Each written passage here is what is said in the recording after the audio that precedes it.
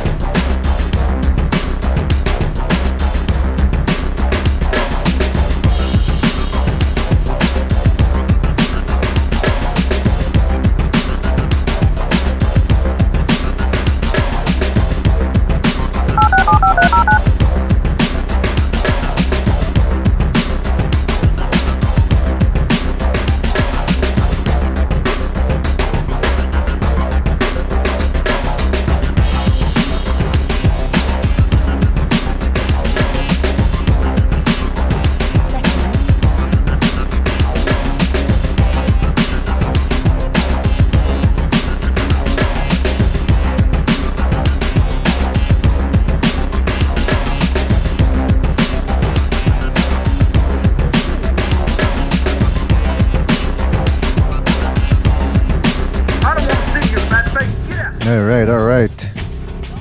Welcome everybody to the Boxing Podcast, broadcasting to you live from the True North.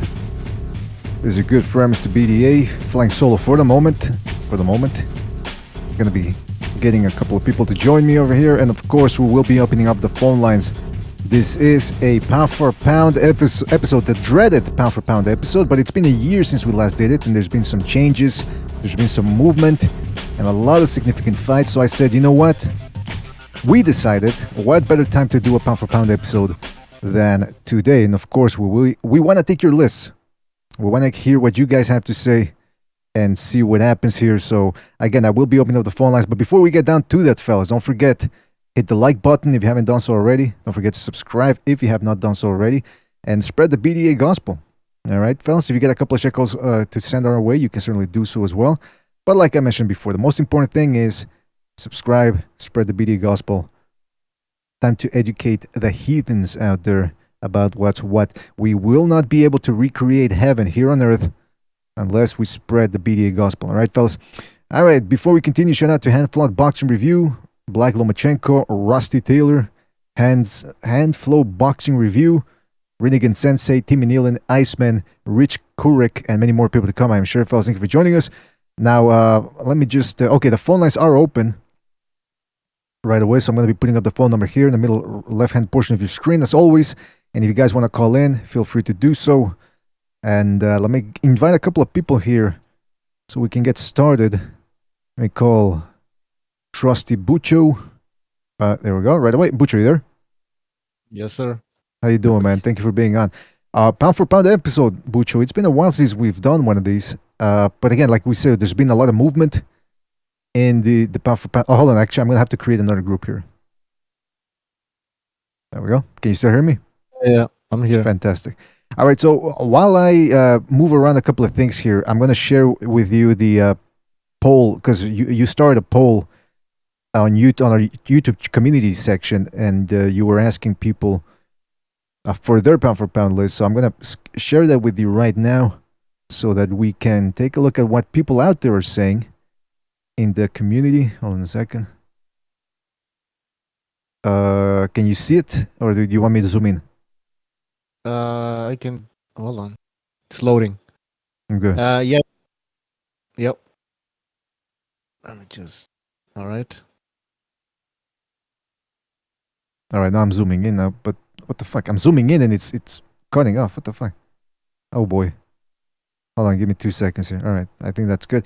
Let me share it here with the people as well, because we asked you fellas for a pound for pound list and you delivered. And again, pound for pound list, we just have to be a little disclaimer here. Pound for pound lists are subjective. And even it's subjective because some people don't even have the same criteria for judging pound for pound, right? Butcher, some people judge pound for pound based on potential rather than actual achievement. The way I look at it, Butcher, and you tell me what you think, is achievements. And by achievements, we mean who did you beat, but also how did you beat them, right? Because I remember when Jose Luis Castillo lost to Diego Corrales in that fantastic fight that they had in 2005, Castillo didn't really drop. I think they left him, the Ring Magazine at least, they left him at the same place, which was number 15 or something like that, pound for pound. So it depends on what type of performance you put forward, or fourth rather, you could still remain pound for pound. So, okay, let me... Alright, what the fuck? Hold on a second, Butcher, it's giving me problems here. Can't bring up the list for some reason. There we go. I don't know why it's taking so... In the chat. Go ahead. Yeah, the list is taking a long time to load for some reason. Okay, we'll get it and then come back to us when you... I mean, it's there, but I can't move it all that much for some reason. I think it's very open. Everything is, I think since... Alright, whatever. Let me put it up here. Alright, so Baby? I don't know how you say it. He's got Canelo number 1, Lomachenko number 2, whoa. Floyd Mayweather number 3, Teofimo Lopez number 4, Terence Crawford number 5, Spence number 6, Jake Paul. Okay, this is... That's a troll, man. We're gonna skip the fucking... He started out well. He started out well, but then it's just Logan Paul number 10. Oh, man, that was it. Nice. All right, Danny Lopez, Canelo number 1, Inoue number 2, whoa, Juan Francisco Estrada number 3, Chocolatito number 4, Lomachenko number 5, Pacquiao number 6. So there you go. Some people still have Pacquiao in there. Josh Taylor number 7, Terence Crawford number 8, Jermell Charlo number 9, and finally number 10, Alexander Usyk. Butcher, I gotta ask you something, because Ring Magazine, they have a different list here, as you can see. It sort of compares pretty much in certain aspects to the pound for pound, the ESPN pound for pound list, except the difference is over at ESPN they have Tyson Fury number 6. Do you in your pound for pound, I don't know if you have one, but whether you have one or not, would you put Fury number in there in the top 10?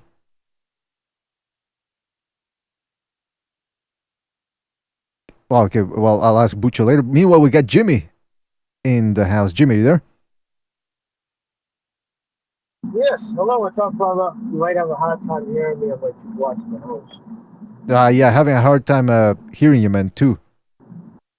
All right, so I'll just listen until I get to the house and I'll get back on. All right, fantastic. Jimmy, taking a nice long drive. I don't know. I don't want to know what he's up to or what he's running, what he's transporting, rather. Can't be anything legal. Well, no. It's Jimmy. He's a law-abiding citizen. What am I talking about? All right. Meanwhile, here, let's continue on with the pound for pound. Don't forget, fellas, phone lines are open. If you want to comment on this pound for pound business, you can certainly do so. So, Danny Lopez, he's got that interesting list right there.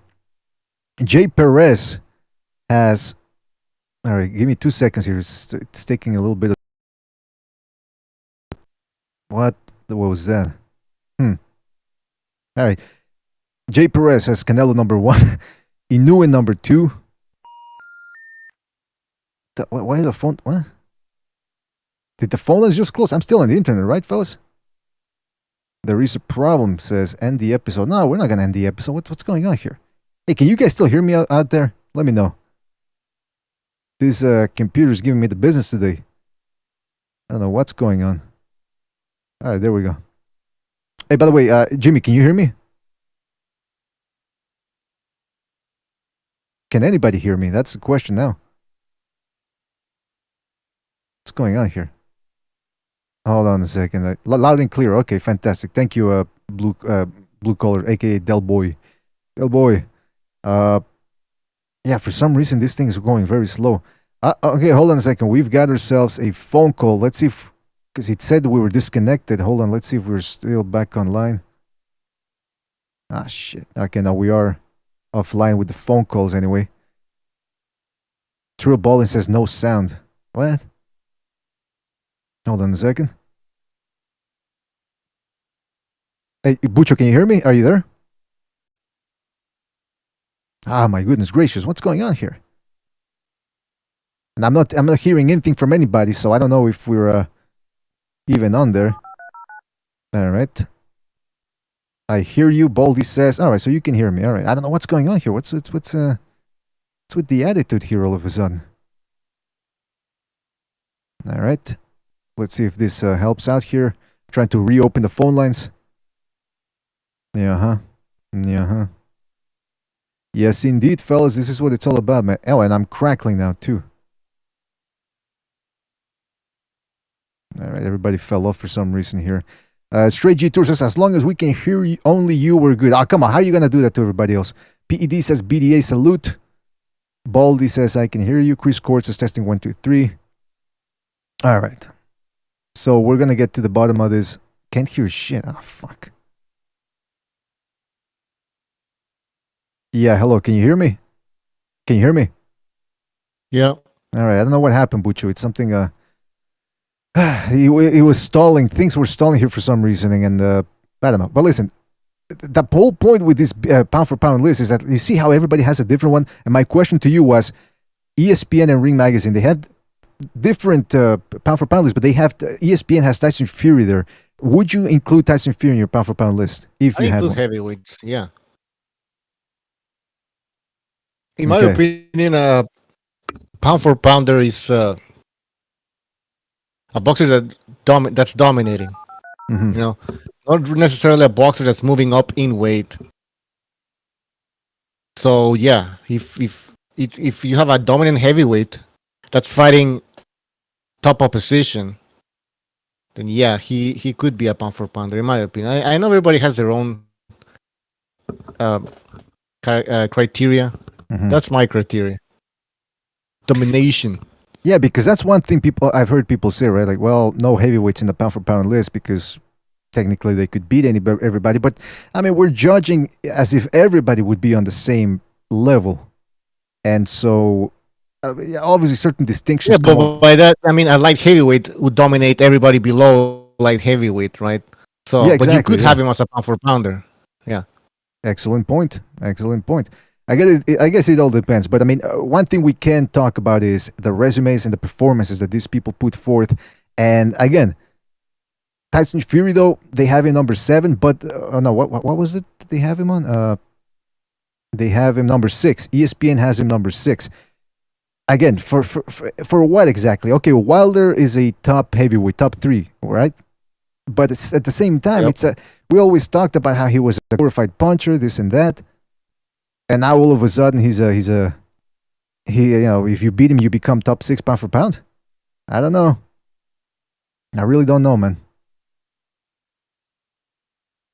Let's continue on here with the list here from people in the community section.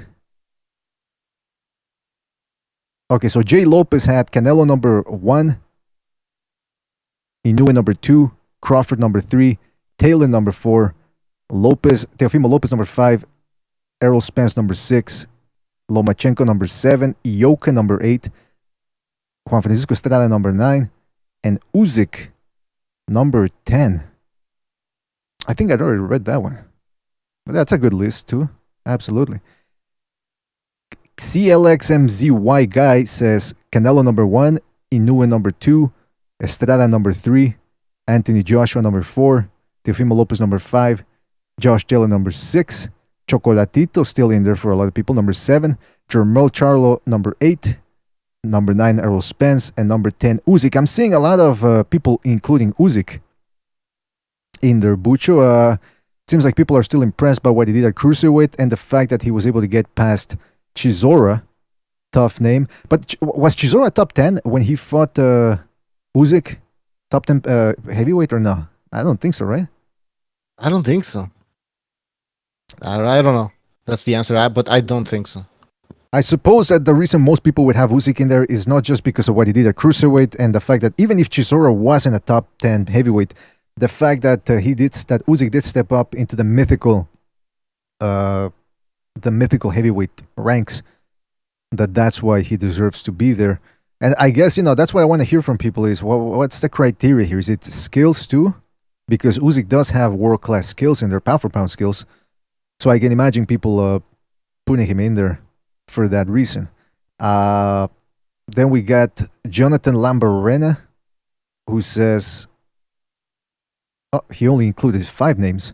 Canelo number 1, Inoue number 2, Jermell Charlo number 3, Crawford number 4, Lopez number 5. That's Teofimo Lopez. I just want to rewind here. I just realized that Clumsy Guy or CLXMZY didn't put Terence Crawford in there. Neither did Jay Perez. No, Jay Perez put number 3. Lopez put him number 8. And Baby's list was a troll. Oh, Potato Base. Potato Base was saying, get to my list, so we shall do that. Canelo number 1. Inoue number 2. Taylor number 3. Teofimo Lopez number 4. 5 Usyk. 6 Crawford. Chocolatito 7. Lomachenko 8. Beterbiev 9. Tyson Fury number 10. See, I just want to get right down to something here, Bucho. The whole Terence Crawford being the number 1 and number 2 pound for pound guy. I mean, if you go to ESPN's list here, they give you the formula and how the writers voted, the panelists who decide who the top 10 pound for pound is. A lot of them have Crawford number 1 or number 2 interchangeably here. And well, Mike Coppinger has Crawford number 5. I think he's one of the guys that has him the lowest. Almost everybody else has him top 1 or number 1, number 2. And I must say, this whole thing of Crawford being a top 1 or top 2, I don't see it, man. I do not think he should be either number 1, number 2. I think it's ridiculous. I mean, look. I know a lot of people hate Canelo, but whether you think his fights were on the level or not, look at everyone he's been. He got that close decision over Triple G in the rematch. Then he takes on Jacobs. Then he takes out Kovalev. Then he takes out the number 1 super middleweight in the world, Callum Smith. Then he takes out a guy that was very skilled in Billy Joe Saunders, at least tricky, let's say. And, he stops him. I mean, that's a pound for pound guy right there. Crawford, okay, he's stopping guys. But he's struggling in some of these fights, like he was against Kavaliuskas and against Kell Brook in however long that fight went. And he's not even finding good guys. I mean, look, he fought Kell Brook, right? He looked like an Ethiopian. He's the best in the welterweight division. No. How can you be a pound for pounder and not be the best in the welterweight division? Well, now, I could see that scenario if he was like the undisputed champion at 140, then moves up to 147, and we're waiting for that fight for the Crawford against Spence fight, then maybe you can make an argument. But the last time that Crawford was at 140 was a long time ago. He's been at welterweight for a few fights now, and he still hasn't crowned himself as the king of that division. So I don't think he's the top 5 pound for pounder. You don't think he's a top 5 pound for pound? You know what? If you want to go that far and say, you take him out of the top 5, I would agree with that, man. I would absolutely agree with that all the way. Speaking of all the way, let's go to the phone lines real quick here. We got people calling in. Hopefully they can hear us. Let me just boost the volume up here so that we can hear them.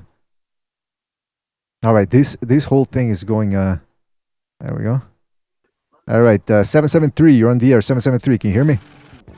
What's up, boys and girls? Oh, Kevin from Chicago, from Chi-Town. Yes, sir. What's up, Kevin? What's on your mind, man? You hear me? Yeah, I can hear you, man. Go ahead.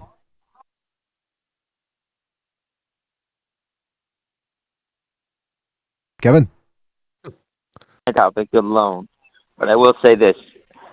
Can't have drug cheats in my pound for pound list. Just can't do it. You failed the drug test, you ain't in it. You got the kaboot. Sorry, Canelo. Sorry, Fury. You ain't in the top 10 because you failed drug test. You stick needles in your ass. Sorry. But as far as that goes, I got to say, you're surprised Usyk was in people's top 10. I don't know why you're surprised what he did. Unified the division, going to everybody's backyard, dominating. I don't see how anybody could not have him in at least top 5. Another one, Lomachenko. Obviously, people are having him way down low, but you got to say he's undersized for the division. He's very undersized, so you got to take that into consideration.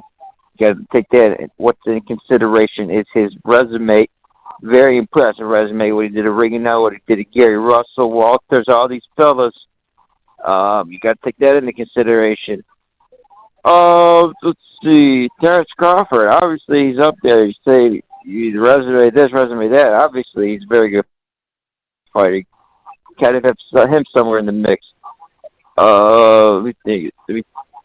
Joshua Taylor's obviously somewhere in the mix just based off that unification with the big fight, beating up on Ramirez, beating up on Baranchik, beating up on Postal. They're all big wins. You got to have him in the mix. Let me think. Hey, what about I don't know, who else am I missing? what about Chocolatito? Because some people have included them in their list, some people didn't. But do you think he still belongs in the top 10 pound for pound? Chocolate what though? Roman Chocolatito Gonzalez, man, come on. No. Yeah. I think didn't he kind of hit a dry spell and he made a resurgence? Yes, he did. Yes. If I remember correctly. Well, here's my thing. Here's my thing. That's a tough one.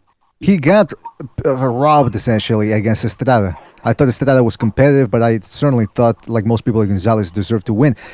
Do we take into account official decisions and do we have to go with them, or can we actually give Gonzalez a little bump considering his performance against Estrada?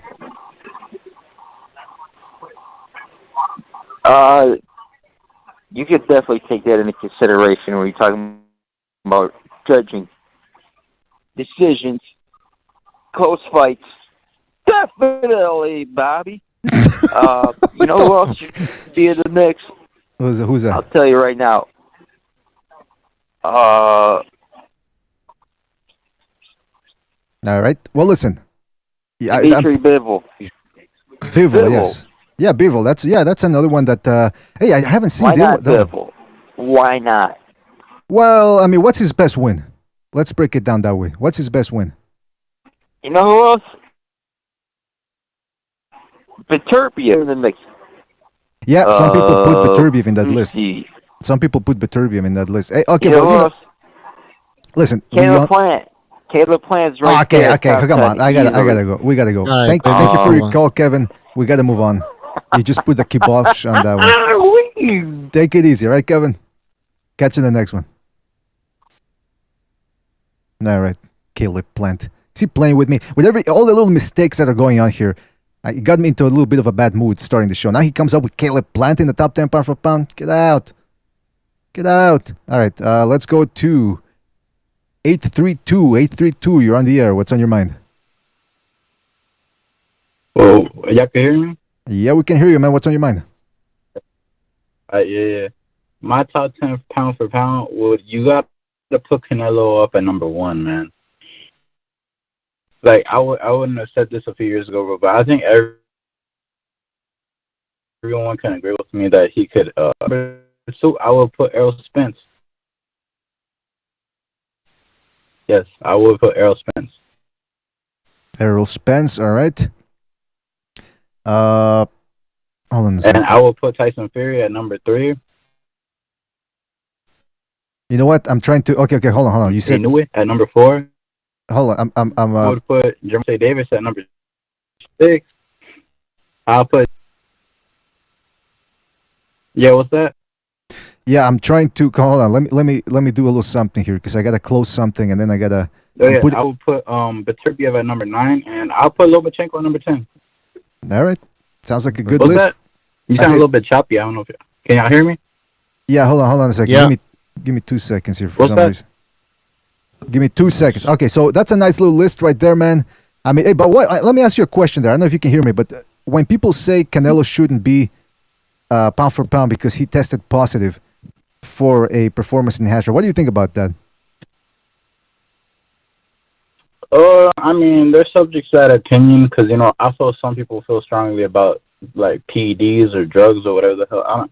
Look, man, that's for them to think, bro. Like, if they want to exclude people that test positive, hey, that's on you, bro. But me, bro, look, I look at the skills, bro. I look at who's exciting, bro. But Canelo is hella exciting, bro. You know what I'm saying? I think everyone can agree, bro. Guys like, cause look, before I would like, for example, Gervonta Davis, right? I wouldn't have put him in my pound for pound list last year. I wouldn't have, right? But then some dude was telling me, he was like, who was the most exciting fighter in boxing? I was like, and he said it was Gervonta Davis, right? I was like, yeah, to be honest with you, bro, like, he has been knocking these dudes out left and right, so I can't really say he's lying, right? So, you know, and before Deontay Wilder lost to Tyson Fury, like, or before he even fought Tyson Fury at all, right? It was him and Anthony Joshua. Correct me if I'm wrong. Didn't some people have Wilder at top 10 pound for pound, or am I tripping? Some people did.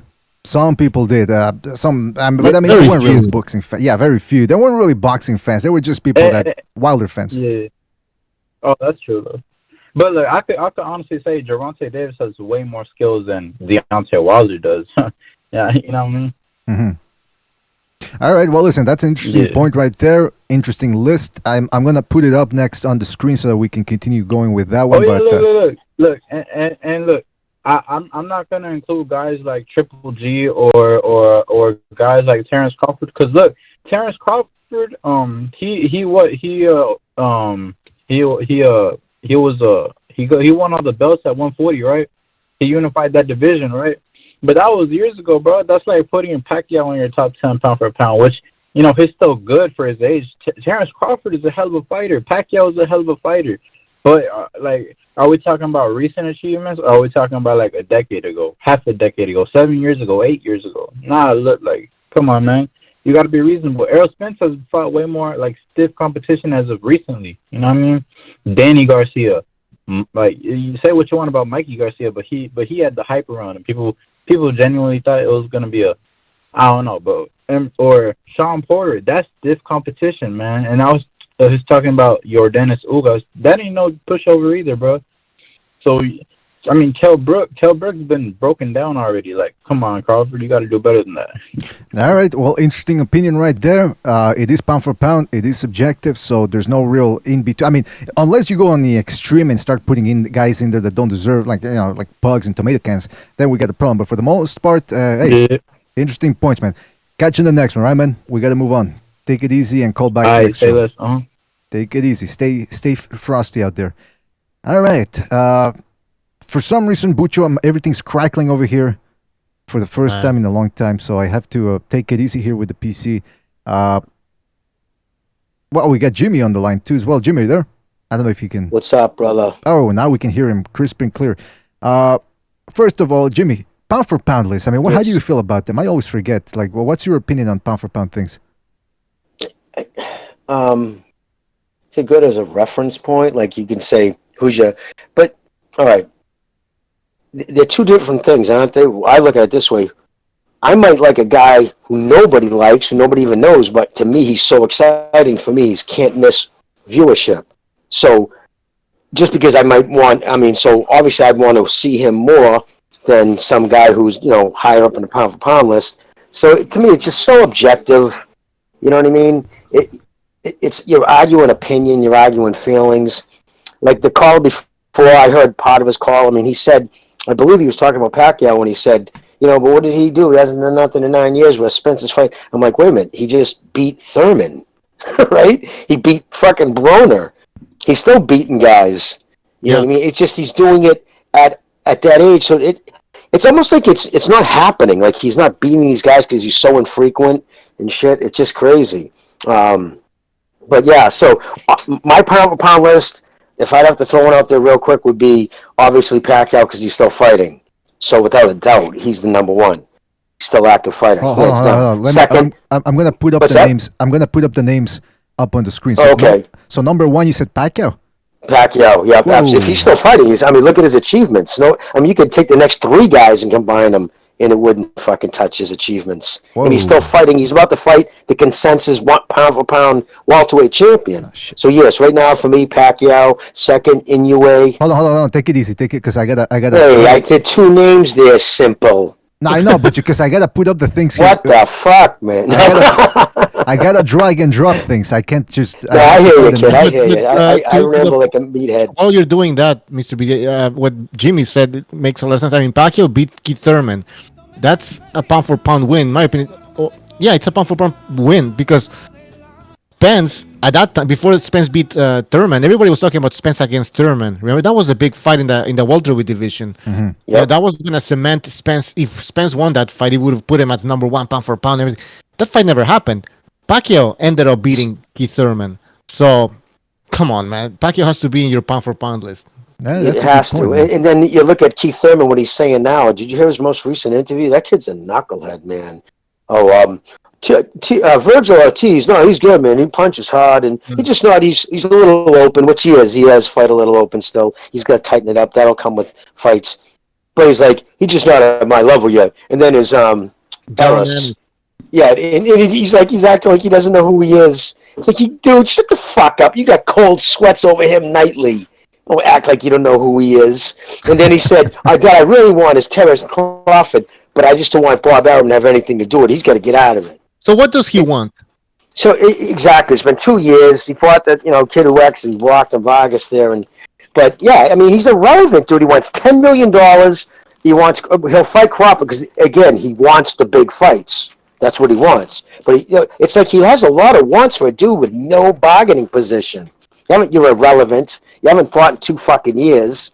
You know what I mean? Your last one out, you lost. So it's just bizarre shit. It's just this whole, oh my God, sense of self-worth is just crazy. Yeah, just it's crazy. Insane. It's insane. These fighters, man, nowadays, a lot of these fighters are going insane, man. I'm telling you. Yeah. They're getting lazy, too. Real quick, let me just read a couple of super chats here. Michael Poe, donating with the super chat, says, sorry for my bad, pound for pound, having fun. All right, Michael Poe, thank you for your contribution, man. Really appreciate it. And shout out to... Oh, I missed it. Okay, Ivan M. says, people that think Crawford is pound for pound number one, he's a paper champ. And by their standards, which is belts in multiple weight classes, then shouldn't Pacquiao be number one? That's a good point, man.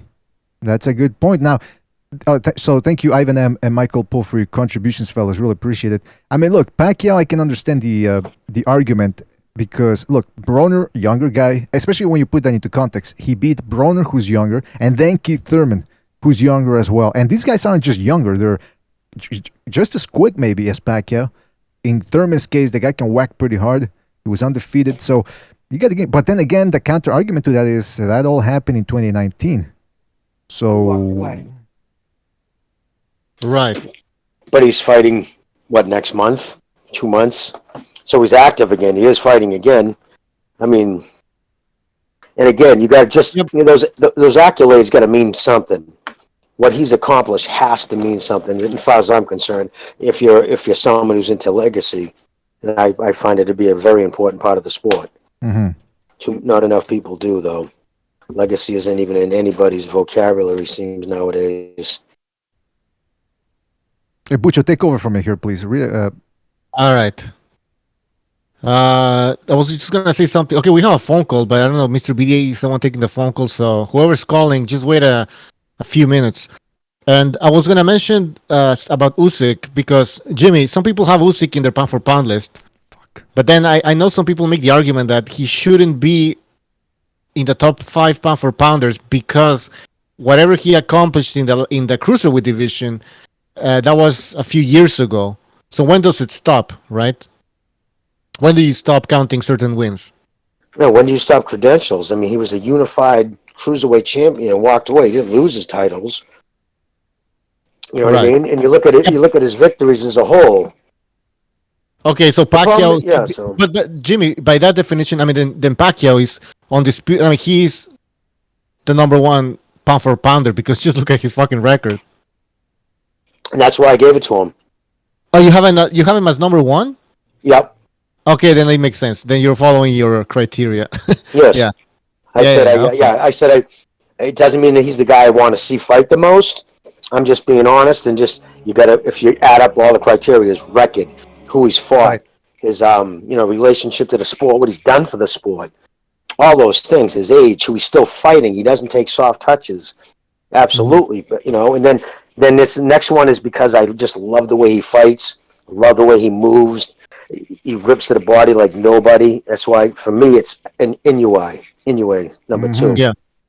Hey, let me tell you, Jimmy is nothing if not consistent. That's what Jimmy is. Yeah. And you know, you can tell he's been following boxing for decades. He's got a system down to a T. Now, speaking of that, it brings something to mind to Jimmy's argument about Pacquiao number one pound for pound, because Ivan M just donated the super chat. He says, what Crawford accomplished happened in 2017 or 2018. Pacquiao is more recent. That's a good point there. I mean, if the people that have Crawford number one, number two, and they go, oh, well, it's because the overall body of work, well, then shouldn't that same apply to Pacquiao? That's an interesting point right there. Very interesting point. Let me go to the phone lines then real quick. We got somebody on the line. 386, you're on the air. 386, what's on your mind? Yo, what's up, fellas? How you doing, man? Just want to make a couple points, because when they started the pound for pound list, boxing was in a different day, a different era. Right now, fighters fight so infrequent. You can't have a real legitimate pound for pound list and have it be anywhere close to accurate, because the fighters just don't fight enough. If you have fighters fighting one time a year, you have no accurate sense of who's the best fighter. Like right now, I'd put Loma because he just fought the most recent. He looked brilliant, and because of his other credentials. But we just don't know. If fighters were maybe fighting 3 times a year, then maybe it would be worthwhile to even have this discussion. But where boxing and the fucking whole country sits right now, it's not even worth it. Fighters don't fight enough to draw up a list and a consensus who's the best. That's a good point, though. It's inactivity too, and I guess you could say the what happened last year, the first starting between February and August, that period but was taken away because of the whole lockdowns and everything. So yeah, that took about a good 6 months. Yeah, absolutely, dude. But you're right, man. I mean, what do you guys think about the activity rate of some of these guys fighting twice a year or even sometimes once a year? Is that that figures into the pound for pound thing as well? Well, and it's shown in their performance. Look at Charlo versus Montiel. That was a rusty fighter right there. There was nothing sharp about his performance. He didn't have a fighter who's at the peak when he's dialed in. It's all about distance. He knows, like, he was hesitant when to throw because he was overthrown, he was underthrowing. He just didn't have.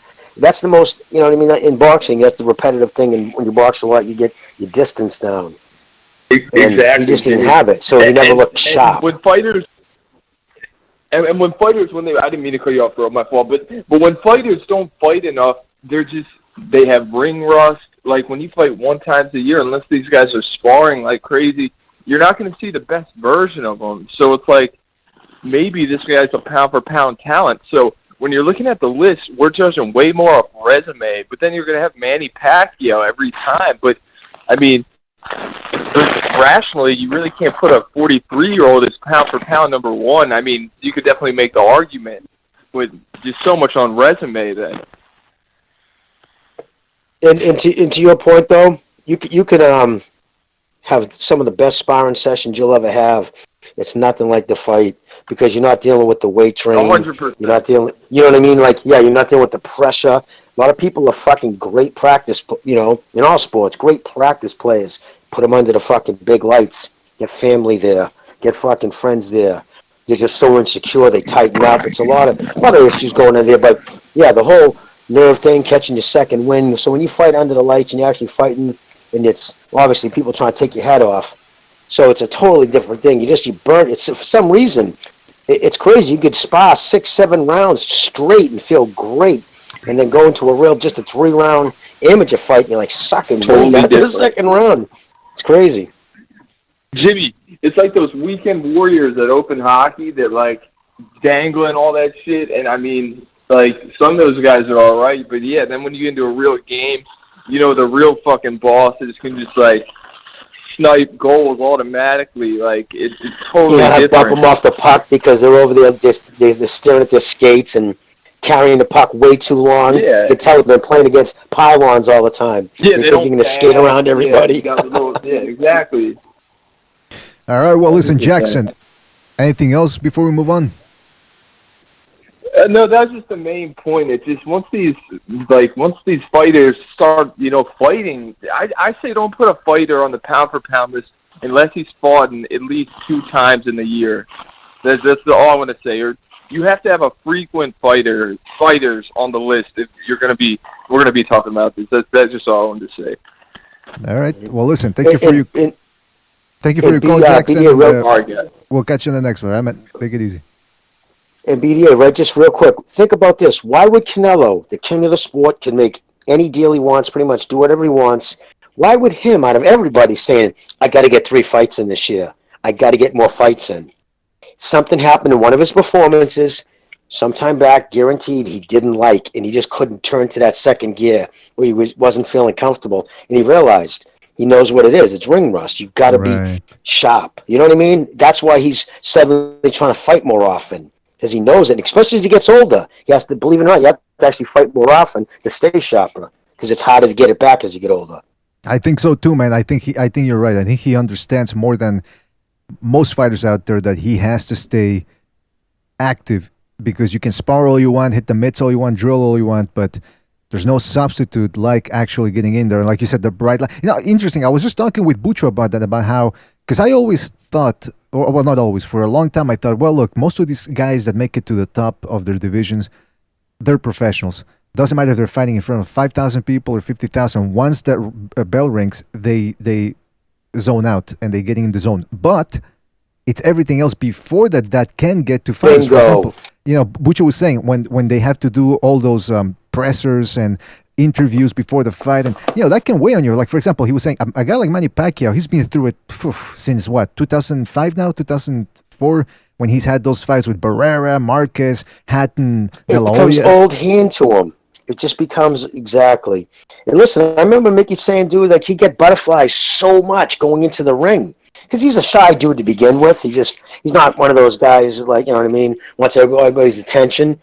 So it's gotten better, but yeah, he would say, Jim, going into the ring, I don't care who I was fighting. Your family there, your friends, you want to look good, you know what I mean? Like it's so you get butterflies, plus you're about to get in a fight, so you got butterflies going on. Those butterflies are nerves. We call them butterflies. They're nerves. So nerves can make you get tired. Nerves can do a lot of things to you. So it's, you get to learn to control them the more you're used to, like you said, to that situation. Mm-hmm. Yeah, these people are just humans, and some of these guys are fucking mental patients too. So that's a good way of putting it. Yeah. Hey, by the way, in the chat, Precise, aka Fight Film, says Metallica hasn't toured in a while. Clearly, they cannot be great musicians. But that's not the point. The point is, if you talk to any band member from anywhere, they'll tell you, if you see the performance and you go, "Wow, great performance," but they rehearsed constantly just to get that performance right. I mean, it's one thing to be playing in the studio where you can do take 1, take 2, all the way to take 22. But if you're live, you gotta rehearse that stuff. We don't see all the rehearsing they do, and it's the same thing a little bit with professional boxers. They can spar and all that, but once they're actually in there, going 120 miles an hour in the ring, that's well. Hey, listen, it's actually good.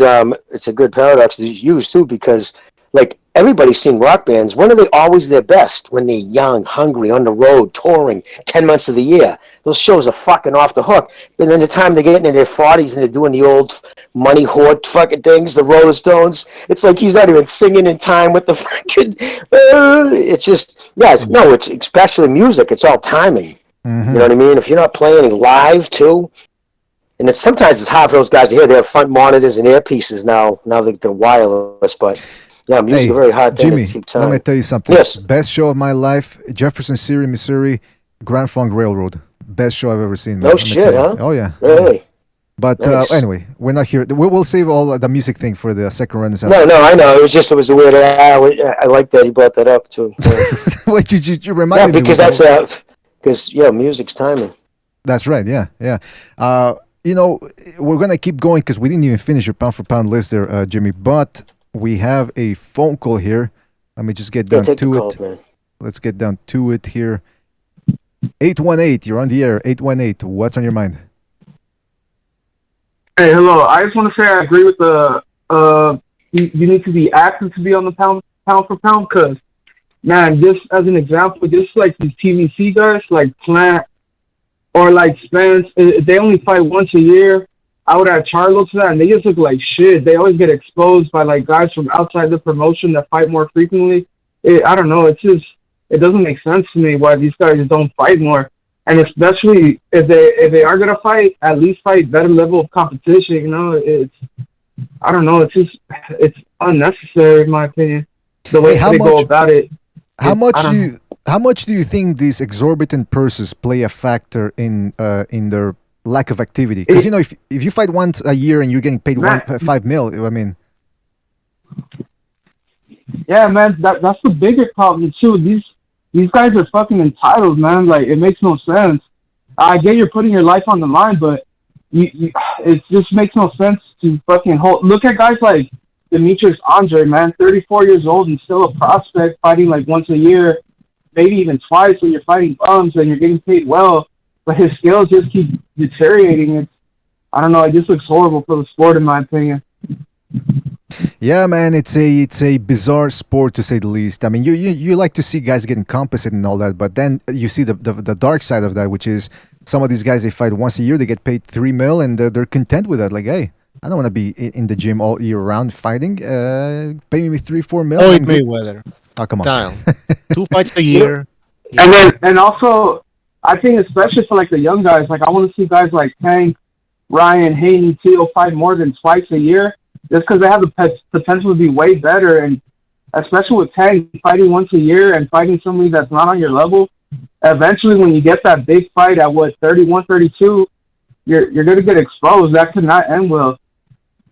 That's a good point. And I've said it before, these fellas that are in their 20s and they think that they feel like they can do this forever, reality comes at your heart, man. Before you know it, you're 32, 33, you're not as fast as you once were. Now all of a sudden you realize what you missed and you want to stay in the ring, but you're not the same anymore. Whoops. You should have gone for it when you were in your 20s. You mentioned Ryan Garcia, by the way. He fought Romero Duno. No, he fought twice in 2019, once in 2020, and then once so far. And we're already 6 months into the year. He's only fought once. So. Yeah, I would have liked him to take that Fortuna fight and maybe somebody else after. It doesn't even have to be like elite guys because he's pretty young, and I think his skills aren't at the level that the hype he has around him. I don't know if that makes sense. So I would feel like, just even take tune-ups, something, just to keep improving, keep working, Absolutely, man. I completely agree with you, man. Completely agree with you. Listen, caller, we're going to move on, but thank you for your call. Great points, and we'll catch you in the next one. All right, man? Can I say one thing? One more thing? Yes, please. On a pound-for-pound list, I would put Taylor above Crawford and Spence right now, personally. Thank you. I agree. Good call, man. Take it easy, man. That's a good point. I was gonna say that. Oh, first of all, hold on. Let me get to the super chat here real quick. Shout out to Recognize the Matrix for his contribution to the super chat. He says, "Salute to the BDA family. My favorite fighters to watch are the best pound for pound fighters, and it's valid because I know what I'm watching." And then Bucho retorts by saying, "Recognize, you don't know shit." Okay, come on. All right, shout out to Recognize for his contribution. Recognize, really appreciate it, man. Thank you, man. And another super chat coming in. We got Michael Poe saying, "Salute to boxing, may thrive and avoid corruption." Well, I don't know about the latter, Michael Poe, but the former may thrive. I agree, man. Hopefully everything pans out for boxing. It's been a great year, man. It's been a great 6 months so far boxing. So hopefully it only gets better, or at least maintains its current navigation. So what were we talking about? Oh yeah, so the caller said, "Hey, Taylor above Crawford." I think we can all agree on that, right? Or am I the only one with the? Yeah. I mean, look, Crawford. And by the way, he's the undisputed junior welterweight champion. But the way in which he achieved that is impressive, because he had to go through the tournament, through the World Boxing Super Series tournament. He fought top contenders in that tournament. He in the final, Villanova versus Prograis. Then he beat Ramirez to unify all the belts. That's a much more different path that he took towards the undisputed championship than what Crawford had to go through when he was at 140. Right? He ended up fighting in Dongo. I think in 2 fights he ended up getting all the belts. And I mean, no, you can't compare their careers at 140. Not at all. Not at all. And it's like when people say, well, he had all the belts. Yeah, but again, I don't care about the belts. I care about who he beat. Who did he beat? Indongo? Context matters, exactly. Right. If you collected them in both two soft fights, then it's two soft fights. Taylor right now, I said it after he made the unification, I rank him higher than Crawford now. Just on principle alone. The dude just unified it. And like you said, through the tournaments, the kid's been taking on the fucking best and travels to do it. Anybody who says he's not on the, at least in the top 5 has got an agenda, as far as I'm concerned. I agree. Now let me show you Crawford's resume. But let's stop at what you guys said, which is the junior welterweight division. So let's start at 2019, which is the same year that Pacquiao took care of Broner and Thurman. So April 20th, Crawford takes on Amir Khan. Very bizarre performance because of Khan's unwillingness to continue on. Then Edgius Kavaliauskas, who's a strong guy, built like a tank, but let's not forget that he hadn't looked all that hot after he'd beaten up the Armenian kid. Although that win's looking good now, since the Armenian kid took out Josh Kelly or whatever his name was. So Kavaliauskas is built like a tank. Okay, but then Virgil Ortiz is going to take on him. And if he takes Kavaliauskas out in just as good manner, or even better than Crawford, that win looks a little shaky. Plus, on top of that, Crawford was getting outboxed by Kavaliauskas. So there's that big of an asterisk. And then, okay, he stops Kell Brook, who looked emaciated in there, looked like a freaking skeleton. And even then, he was getting outboxed by Kell Brook. Now, you could say, well, Crawford was just getting started, blah, blah, blah. We'll never know because Crawford stopped him. But are you telling me these 3 performances against these opponents, that's number 1, number 2, pound for pound? Come on now. Let's be serious. Let's get serious here, all right? Let's stop fudging around. Let's get serious for a moment. Oh, let's get serious. Yeah, we're watching that Arnold Schwarzenegger clip. Fucking guy, poor guy. There's a poor guy in the gym. He's doing squats, 10 reps with about, I don't know, 300 pounds or something. He's dying, and Schwarzenegger's like, "Come on, let's get serious." What the fuck? The guy's squatting 300 pounds, 10 reps, 15 reps. I don't know how many he's doing. He's telling him, let's get serious. Schwarzenegger was a nut job. Speaking of nut jobs, yes, indeed. Shout out to Michael Poe. Oh, no, wait, that's not it. I'm behind here. Ivan M. Shout out to Ivan M for his contribution with the super chat. He says, to me, pound for pound is number 1, skills. Number 2, adversaries, real opposition. And number 3, perseverance and activity. It's not a solid criteria in this era because everybody is inactive. That's a great point. Perseverance and activity. I was going to say something akin to that, Ivan. Shout out to you. Consistency. That's another thing that we have to take into consideration when we're doing pound for pound. If you're in the pound for pound list for 3 years, for example, and you're rarely struggling with these guys, or if you do struggle, at least you take him out, that counts for something, right? But with Crawford, not only is the opposition not all that great, he's struggling with them. Okay, he's taking them out, but he's struggling with guys that he shouldn't be struggling with. Let me tell you something. I was defending Crawford. I don't know if you guys remember, but we had a conversation back in 2018, 2019, I believe, and you guys were saying, Spence, most of you were saying. I remember those 2 weeks. I forget. Look, hold on. You've been going pretty hard at him ever since, but I remember those 2 weeks. Somebody was saying, yeah, Jimmy's fucking with me today. What the fuck? No, but somebody was saying, I think most of you were saying that Spence would beat Crawford, and I was thinking, it's not going to be that easy. Now, though, it's pretty clear he's been regressing. The way he's been taking shots, the way he looks a little sloppy in there. I don't know. Am I wrong here? Or? All right. Well, listen. I don't know. I think he's not regressed. I think it's some things. I think he's just got more comfortable at the weight, and he's a tough kid. And he's not afraid to take a punch. So it's not like it's always been his way to take a shot. But if he gets up on his bike, and again, he was trying to learn a little bit of a different style. Man, he knew it. He took it hard against Postel. I mean, I after that fight, I was like, I'm not even going to watch this dude again. I was so upset the way he finished the thing. You know what I mean? Pay-per-view, by Pay-per-view, yeah. And I was furious. And maybe he wasn't ever that good. He does to some begin things with. in there that you don't see too many guys be able to do. That's all. Right. And maybe he wasn't ever that But good I to am begin frustrated. with. Sorry, Right? go. Maybe he wasn't ever that good to begin with, is what I'm saying, maybe. Wow. Well, just maybe. You never know. By the way, there's some comments came from a guy called King Teo in the chat. He says 22-year-old Teofimo Lopez just became undisputed at lightweight. He's now chasing 140, undisputed 140 then he goes on to say everyone else, blah blah blah, and then he said also, He's trolling. yeah, Lomachenko had no answer against a prospect. That's what I call overhype. So I don't know. Who wants to take this one? Nobody wants to take that. It's a stupid comment. Let's get back. He's got to be fucking trolling because first get back to. All right, whatever. Yeah. Well, Davis has one belt, 130. He won a Reggie belt, a baby belt at 135, and he just won a fucking another Reggie belt at 140. The junior belts. He isn't fucking unifying shit. His manager just came out and said, "Now we're keeping everything in house. Look at the map.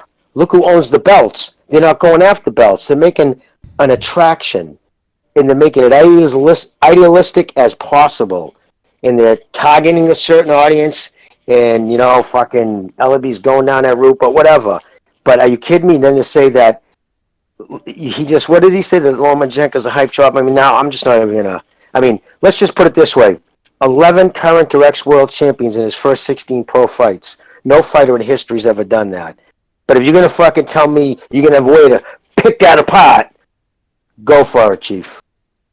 Yeah, listen, he has to be a troll because what he's saying is he's contradicting himself at every turn. I don't think he's that stupid. I'm going to give him a little credit and say that he's just a troll. Now, Jimmy, your pound-for-pound list. So you said Pacquiao number 1, Inoue number 2. Yeah. And by the way, can I say something, Jimmy? Inoue is reminded me of early Manny Pacquiao, that 2003-2004 version that was just dropping world-quality featherweights. And he reminds me, too, of early Triple G once he moved on to HBO and he was just dropping people, just wiping the floor with him. That's what Inoue is reminding me of. Not only skills, but power and taking these guys out in less than 6 rounds. I mean, that's scary, man. He went in there, like he decided, I'm going to take him out with body punches. I mean, that wasn't a fluke. The way he was ripping him to the body, it's like, okay, I'm going to take this dude out with body punches. And he just punished that fucking kid's liver, man. And God damn. We give a lot of, some people give a lot of, how do you call it? Not the opposite of credit. What the fuck is it? A lot of shit to Inoue for skipping 115. We criticize him. Yeah, criticize him for skipping 115, basically, right? But now he's kind of redeeming himself. That win against Donaire is looking pretty good now. Yes, right? Because everybody's saying he's past his prime, but now, yes, he's 38 or something, but he still got it, right? Excellent. And Inoue beat the guy, so looking good for Inoue. That's right. Excellent point. Exactly. Excellent point, man. I can't agree any more with that. Inoue, we were critical of Inoue, not critical as in he's a hype job, but critical of let's see how he does when he fights somebody that can match his power and who's actually gonna be able to take his punishment. Because remember, I mean, Emmanuel Rodriguez he's smooth in there. This guy is highly skilled. And Inoue took him out in 2 rounds. But I wanted to see what happens if the fight gets into the 6th, 7th, 8th round. Because the last time Inoue had gone 12 rounds was against the Mexican Carmona, was it? I forget the guy's name. And, he looked a little shaky in the middle round. So we wanted to see that, and credit to him. He took on Inoue and Donaire and answered all the questions. So that's a good. So Inoue is a very good choice, man. This guy is scary in the way he's performing. All right, Jimmy, number 3. Who would you put number 3 in there? So I would probably, I'm going to probably just rush this a little bit, but because he just came back after a loss and took on a fucking power puncher, big dude, stopped him, I'm going to do Lomachenko, then I'm going to go Canelo, Josh Taylor, I don't know, fill in the rest, whatever. Well, listen, you don't have to. You don't have to. Yeah, the 5, like that's just my top 5, you know what I mean? Like right now I'd have to credit it like that. Well, hold on, because I missed it. You said you got a top 2 and then you don't give a shit about the rest. But who did you say number 5? I would go number 1 because Pacquiao, Inoue, Lomachenko, Canelo, Taylor. Yeah. All right, that's enough, I guess. Yeah. Now we got Recognize in the building. Recognize. You want to break apart Jimmy's list, or you want me to go first? No, man, I can't break apart Jimmy's list. I mean, come on. Being too nice. Come on. There's good names there, so I can't really. I wouldn't have them there, but those are good names. I can't really disagree with that. Well, what about Canelo? Because I called in the other. Well, obviously, somebody said they can't have Canelo in there. I think it was Kevin. I think it was Kevin from Chicago. He says you can't have Canelo in there because he's a cheater. What do you think? I don't have Canelo in there. Oh. Not because he's a cheater. I'm talking about top five. Top five. Top five? That's all, that's all I mean. He's in my top 10, but and it's not because of him, quote unquote, cheating. You know, I think he is cheating somewhat, but I don't. He's a very skilled fighter, but I don't. In terms of skills, like I'll just give you my list, and I'll tell you why. All right, hold on. Like, And do it slowly because I can't. I have to drag and drop the names. Go ahead. When you mention a name, give a reason why. Okay. So I always struggle between Lomachenko and Usyk. That's my struggle for me. Okay, so Usyk dominated cruiserweight, but those guys are more or less his size, and he's even bigger than some of those guys, right? And so, yeah, I mean, he hasn't fought there since like what 2018, 2018, right? And when he goes up to heavyweight, you know, he fought Chisora, and the guy was like 40 pounds heavier than him, and he still dominated him. But Lomachenko's last performance, I don't know if I could put Usyk in front of him. It's like a nice little debate between them two. So I got Lomachenko at number one because he's always beating bigger fighters, always beating them pretty wide, and never really dominated by anybody. Right? I mean, he lost to what's his name, Teofimo, but that was a close fight. You know, it was a fight that could, you know, he got fucking trunched. Yeah. I mean, listen. If you look at the scorecards, he got blown out. But if you look at the and if you listen to the guys on Twitter, it was a one-way, it was a one-sided beatdown. Yeah. So I got like what Lomachenko. Maybe I'm living in the moment, but for me, that was like, y'all must have forgot beatdown. That's what that performance was. So I got him number one, and I got Usyk number two. I got number three on just general principles. GP, Manny Pacquiao, because he's like 1 foot out the door. Why'd you call him GP? I got Chocolatito. Huh? What'd you call him, GP? GP, general principle. Oh, general. Okay, I got you. I thought that was a nickname. Yeah, just general principle. I got Pacquiao number three because he's basically 1 foot out the door, right? So, I got Triple G number 4, and I got Chocolatito number 5. Those are my favorite fighters. They're the most skilled fighters. When I see them, I see the most skilled fighters and guys that just constantly, you know, just step the game up. They're always fighting tough competition. Not so much Triple G. Triple G is different because people just ducked him, basically. So you said Chocolatito 4 or 5? Chocolatito 4 and Triple G 5. Okay, yeah, that makes more sense. Yeah, okay. Chocolatito top 5, 4. My top 5 guys. Basically, they're my favorite fighters. That's what they are. Okay, so you're not going by the criteria of what have you done lately? No, because it means the criteria doesn't, in my opinion, it doesn't mean nothing. Doesn't really mean nothing. Like, some people like boxing for different reasons. I like it for the skill set. I like it for the competitiveness. Guys that are willing to fight best fighters, and then skill set. Right? I don't care. I don't really care too much to a certain point. Now, if you're getting fucking dominated in every step of fight, then obviously I'll respect the competitiveness, but you're not going to be a top pound for pound fighter. Mm-hmm. What would Spence have to do to make it into your pound for pound list? He would just have to continue to fight tough competition, you know, and beating them. And relative to his counterparts, his other fighters, what they're doing. So, you know, let's say, for instance, you got Spence beating Sean Porter in a close fight. Let's say if Crawford went in there and beats Sean Porter in a more dominant fashion.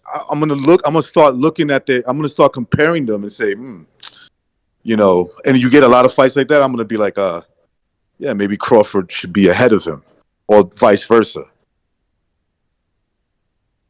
But they're not giving us that. They're not. Yeah, that's what I was saying earlier. Crawford's Yeah. not. Definitely, he's not giving us any of that. So I can't put them in the top 5. All right. They're in the top 10. Hey, one of the things that I had that I have a gripe with when it comes to this pound for pound list, and I'm talking about Ring Magazine and ESPN's pound for pound list, is ESPN has Crawford number 2, right? And Ring Magazine has him number 3. I don't think he should be in the top 5. I think Butcher said that as well. What about what do you feel about that, Recognize? Well, they just hired Mike Coppinger as the head of boxing, right? Yeah, ESPN. Mike Cop just got the gig. He just left the Athletic. Are you kidding me? No, dude, it's insane. This kid's Mike Coppinger from fucking. They don't even know who this guy is, probably. No, it's this guy's got fucking naked photos of somebody, dude. Yeah. 3 years ago, I think he had like fucking 7,000 followers on Twitter. Like he's got 55,000 now, which in boxing's a lot, for a boxing scribe. But he's gone from he was just doing boxing scene in USA Today. That's right, yeah, USA Today, which was a national. So it gave his name a little clout, but nothing. And all of a sudden did the Athletic, and then he had to stop the PBC. Now he's doing ESPN. He was the one that was providing all those PBC pay-per-view numbers, right? Yep. Notice he didn't give any this week? What? For the first time. I don't think he did any this week, did he? Oh, yeah, you're right. Yeah, he hasn't. Nope. Yeah, it's always been every pay-per-view PBC. It's been within usually Wednesday or by Thursday the latest. Mike Coppinger, sources has told me, and we know who those sources are. His sources were probably fucking L&B or Heyman, somebody from the PBC. Because listen, Showtime knows these are electronic. They're not coming by fucking Pony Express. People order it. The credit card number goes through. Boom! It's fucking right there in the computer. Easy. They know the fucking pretty much the gist of how many they sold by the end of the fight.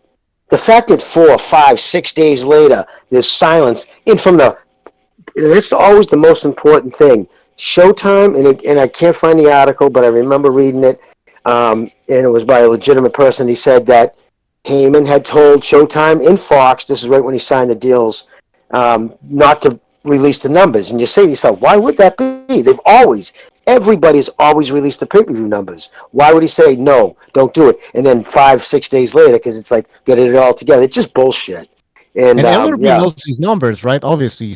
Ellerby must of course he knows the numbers. They don't know the exact numbers, how many he did. The fact that they're silent on it, they're just trying to figure, I don't know, maybe they're waiting for Bob to tweet something out about it.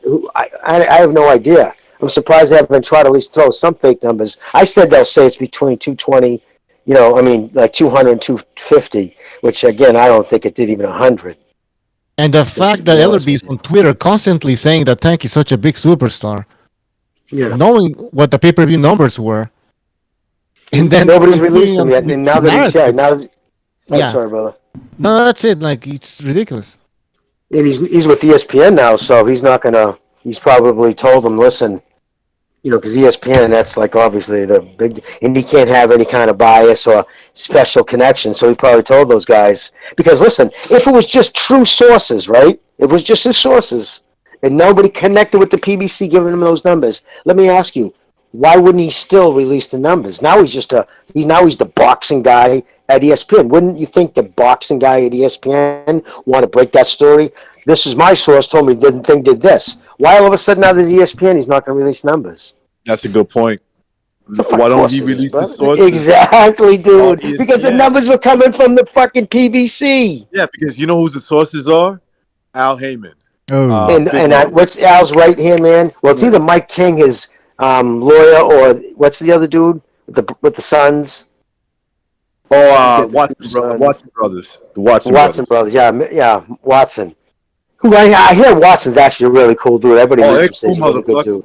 Yeah, the Watson brothers. Yeah, I'm sure Watson reached out. Or actually, you know who probably reached out is the blonde bitch that fucking offended 78 or blocked the conversation. You talking about Al Heyman?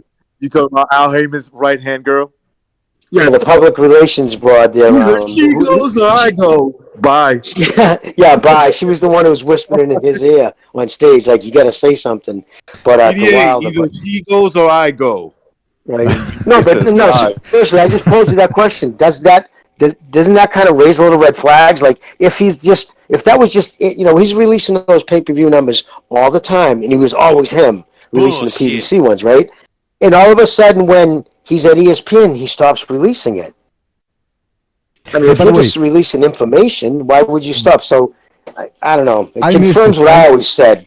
I missed it. This Coppinger guy, he's the one that's always playing the PBC side when it comes to the pay-per-view numbers. Well, he worked in PBC. He had the show.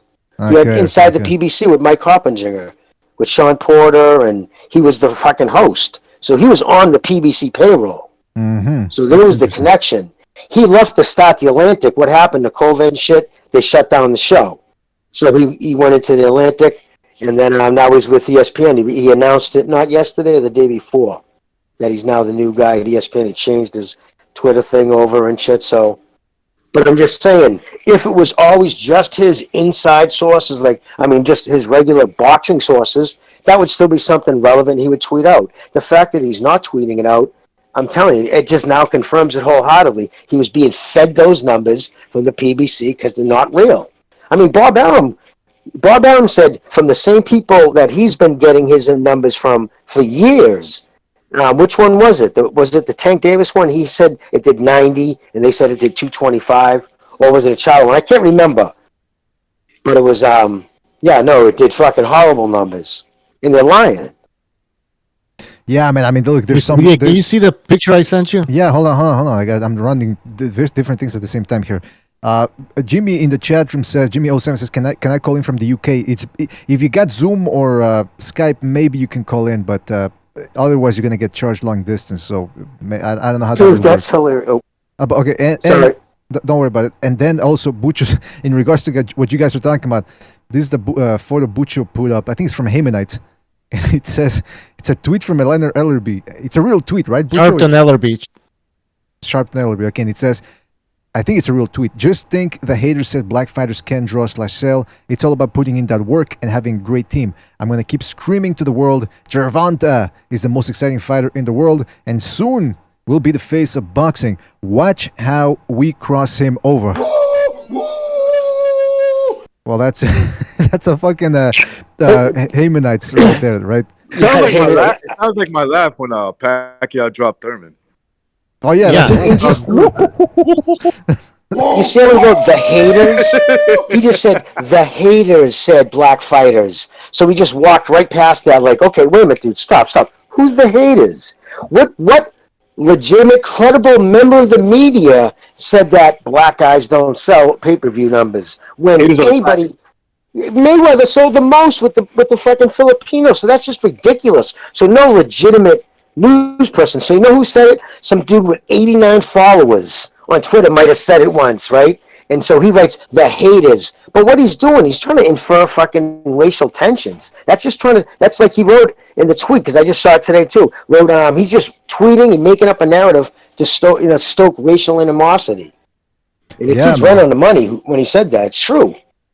Yeah, these people. Why put that fucking racial narrative on it like that? Exactly. People like him make me sick, man. And it's not just because of those enlarged nostrils of his, which are on. When you don't have any argument, no real points to make, bring up race. Exactly. Look at it, was uniting. It had the most retweets. You go to his Twitter feed, right? That's why, like him and I said it. He did it for retweets. Like he was getting hammered all fucking last couple of weeks. So it was like 13, 15 retweets. That thing had like 190 retweets, 600 likes. Of course it did. He's only one that always talking about why are people making everything racial? No, you are making it racial. Yeah, it's like when I Logan saw Paul. two white guys getting into a fight. One white guy started screaming "racist," and everybody just turned around. Well, it's like Logan Paul when he asked Mayweather. It's a tactic. You can use it. When Logan Paul asked Mayweather, why are you making it about race? It's always about race. It's always about race. Well, in your mind, what? Through your eyes, it's insane, man. It's absolutely insane. These people that are never gonna end if you keep talking about it, man. And you know what I showed you real quick the Pew Research. I told you 75% of African Americans out of 100,000, their ethnicity was very to extremely important. White people, 15%. So it's outrageously to one side. it's obviously very important to them, and it comes out all the time. It's a cudgel they hit us over the head with now. Look, I can't beat you in that argument. Racist! Poof. Oh, bullshit. Racist. Victim of the modern age. Yeah, these people are insane, man. They're obsessed with race. Absolutely obsessed. Yeah, I keep telling people that they get mad. Well, there's only a certain group of people that get mad. I'll let you fill in the blank. But I say the one who brings it up is the one that's racist. Yeah, and then there's a people that will say... Pound for pound. We're getting stuck on this fucking... All right, let's go to the phone calls real quick. Let's go to the phone calls real quick. 956, you're on the air. 956, what's on your mind? I just want to say, Tank. The thing with Tank is, he come on, let's not lie. He's very exciting. Even though I think he's very overrated, he has no skill in my opinion. But come on, listen, he's exciting. Like you say no skills. You say no skills? Yeah, are you saying he's got no skills? Yeah, no you say he got no skills. I don't know if I. I mean, let me talk. Okay. Look. When you compare Tank to Loma, when you compare Tank to Taylor, when you compare him to elite fighters, no, he has no skill in that contrast. But when you compare him to someone like Barrios, okay, yeah, he has a little bit of skill. But okay, maybe I'm too harsh, but a little bit. He might have a point though. In the way I mean, he was getting kind of a box, yeah. Wait, what? Bucho said I mean, he the might have power a point. Yeah, good point. All right. Okay, and what I was saying, Tank's exciting the same way Wilder is. You know, they both have flaws, but I mean, they both have power too, so they can end the fight at any time. But I was gonna say my pound for pound list. Number one, I would put it's close between Inoue and Canelo, but I'll probably put Canelo on number one. Number two, Inoue. Number three, probably either Chocolatito or U6 up there too. Five, I probably have to put Josh Taylor. You know, and then out of the top five, it's all up for grabs. You got Taylor. I mean, you got Loma, Lopez. You even got Beterbiev. You even got, well, actually, I was going to say Jermel because he has a lot of belts, but at the same time, all of his opponents are trash, you know, Rosario and Harrison. I don't rate them that high. So, but then you got those fighters. So that's my, pound for pound fighters. But in my opinion, there's no guy right now in boxing that's like levels above everybody. You know, he's like people say Canelo is, but I don't know, man. Because Inoue is up there too, and plus Canelo at 168, his competition is weak right now. But if he goes up to 175 like he says he is, and he fights Beterbiev or Bivol, then hell yeah, Canelo's heads above shoulders above everybody boxing right now. But all right. Well, that's as interesting. far as right now, no, it's not. Interesting point, caller. Thank you for your input. Really appreciate it. We'll catch you on the next one, all right, man? Take it easy out there. Mm-hmm. Watch out and stay safe. That's what I say. Well, listen, this pound for pound thing is really hitting up. We're really getting into it now. And Leonard Earlby said he would scream to the world about Tank Davis. But I will say this. Okay, Tank Davis might be getting overhyped by the PBC and his black fans. But I will say he's not completely unskilled. The guy's got good reflexes. You saw when he decided to play defense against Barrios couldn't really land a glove on him. On top of that, he can hit pretty hard. He's got quick hands. So, and the skill in the skill department, he can set up his shots pretty good, or pretty well, rather. Yeah, so, yeah. He's an athletic kid with explosive power. You know what I mean? The tight body frame, like he's a mini Mike Tyson type frame. And what it is he's a fighter. Listen, I'm telling you right now, like if that kid wasn't a professional boxer, he'd be throwing hands in the street on the regular. Yeah. Like he's just a tough kid from tough circumstances. Been kicked around since the day he was born. I personally think he's being taken advantage of. I think he was with a right promoter. I think he has enough skills where if he was actually fighting kids or another dudes were at least going into the fight 50-50, he would only sharpen his skills and he could become an unbelievable fighter. But I think he's being taken advantage of. And that's just my piece. Do you think he's being mind controlled and sexually abused? Not mind control. I think he signs that contract with fucking Heyman, where if you make a certain amount of dollars, you're under his thumb again for another 2 years. So it's a cycle. Like you can't get out from under it. He's gonna tell you who to fight. I don't think fucking Davis sweats Lomachenko or anybody. He's a tough kid, like I said. There's nothing that's going to happen to him in the ring that the streets, his family, his life hasn't done to him. Exactly. Yeah. So he's not already afraid of anybody, dude. You know what I mean? Like, he's being kept from these things. And because they want to protect that out, because we already seen it. I mean, it's black and white, the things that they're saying, the contradictions. Taylor's a great fighter, but we can't fight him because, come on. I would say out of the 16,000 people, maybe 70 of these people know Josh Taylor is. That was what LB actually said. And I guess when stupid people talk enough, they expose themselves. Okay, dummy. How many of that 16,500 people know Barrios? So shut the fuck up. No, you know what I mean? He just says stupid shit, dude. So you know what I mean? So it's he's like, just say what it is, dude. You're promote him in Atlanta. It's a high black area. You're writing it's a culture thing on your Twitter page. Whatever. You want to go that route. You want to keep everything in house. You want to make it like a culture. Hey, great. Do what you're gonna do. I'm not gonna drive down to Atlanta to see it. Plus, 3 dudes were shot out in the parking lot after the fucking fight. That's never a good thing. I was gonna ask. What happened? I was gonna ask, man. What happened? Three people leaving Giovanni Davis fight Saturday night were shot, robbed and shot. Oh, that's Atlanta. For you. I was gonna ask.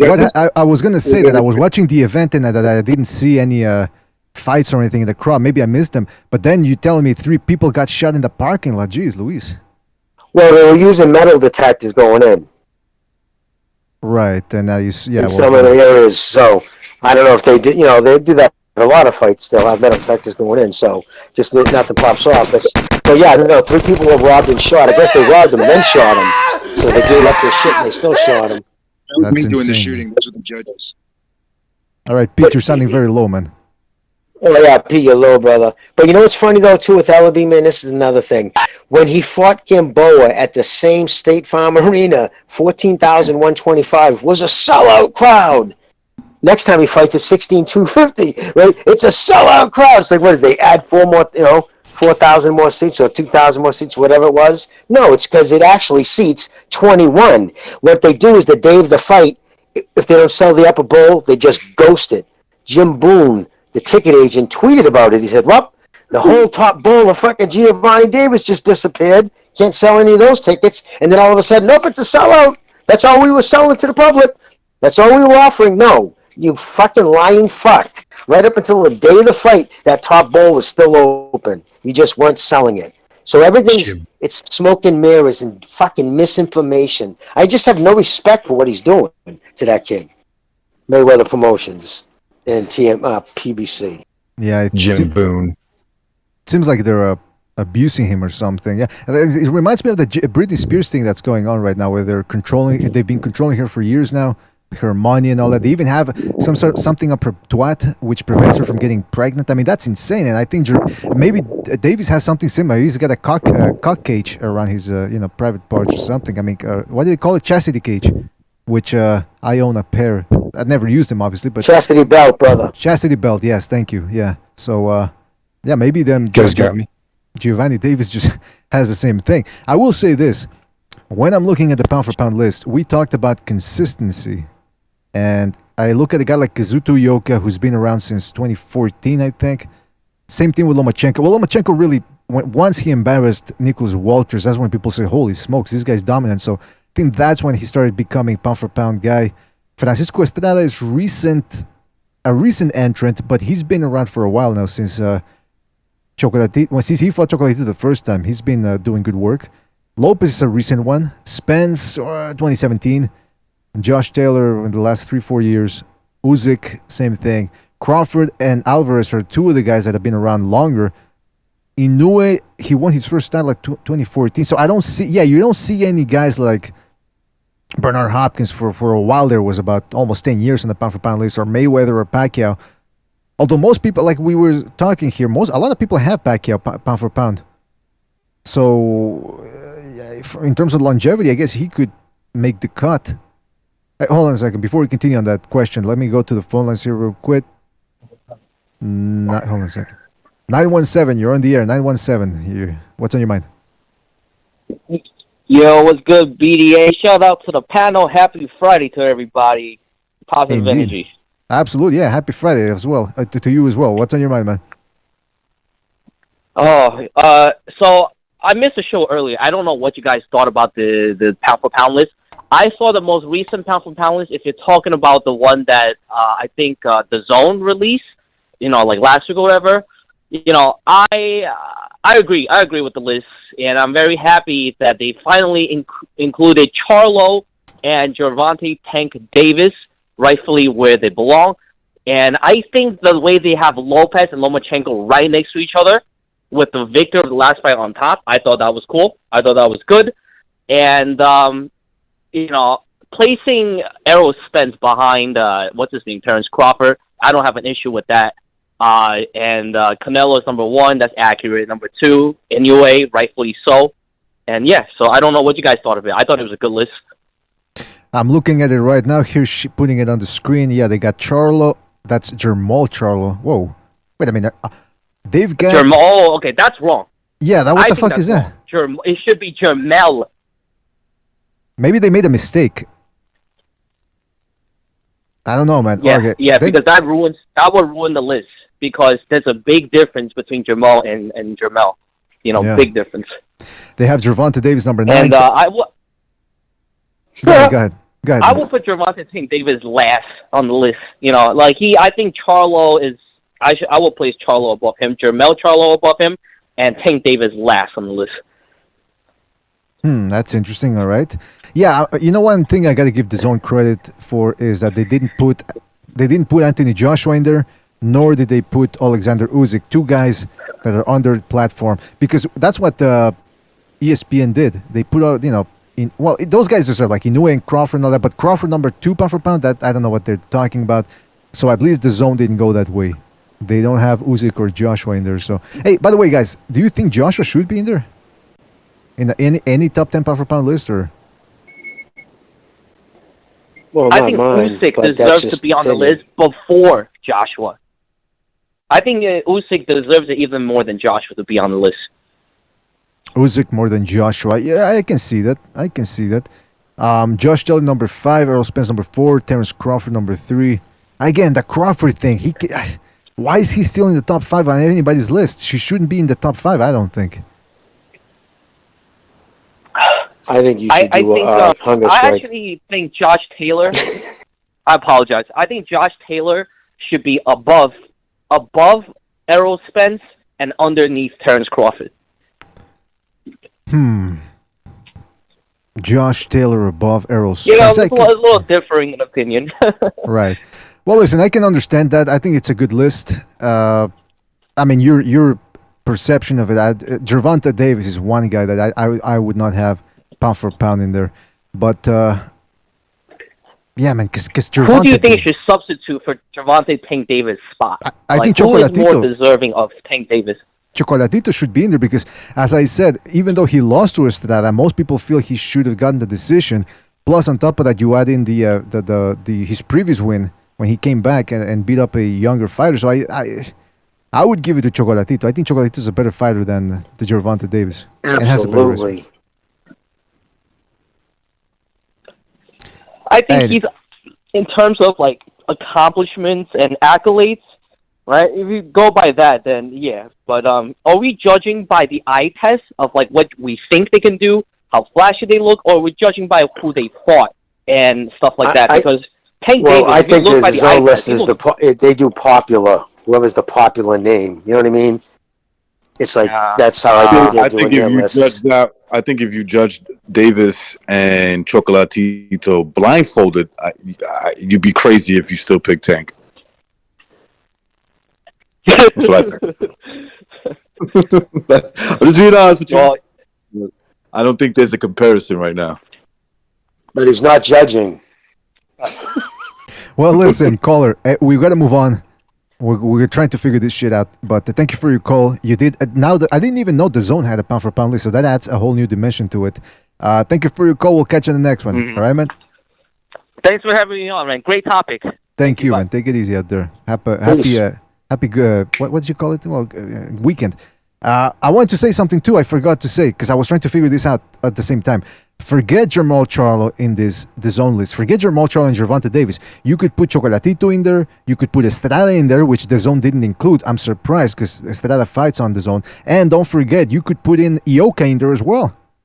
So this Gervonta Davis and Jermall Charlo. First of all, Jermall Charlo, the fuck. Oh, you could put Jermell in there too as well instead of Jermall, which is what we were talking about that the caller pointed out. So, man, it's a strange list, wouldn't you guys say?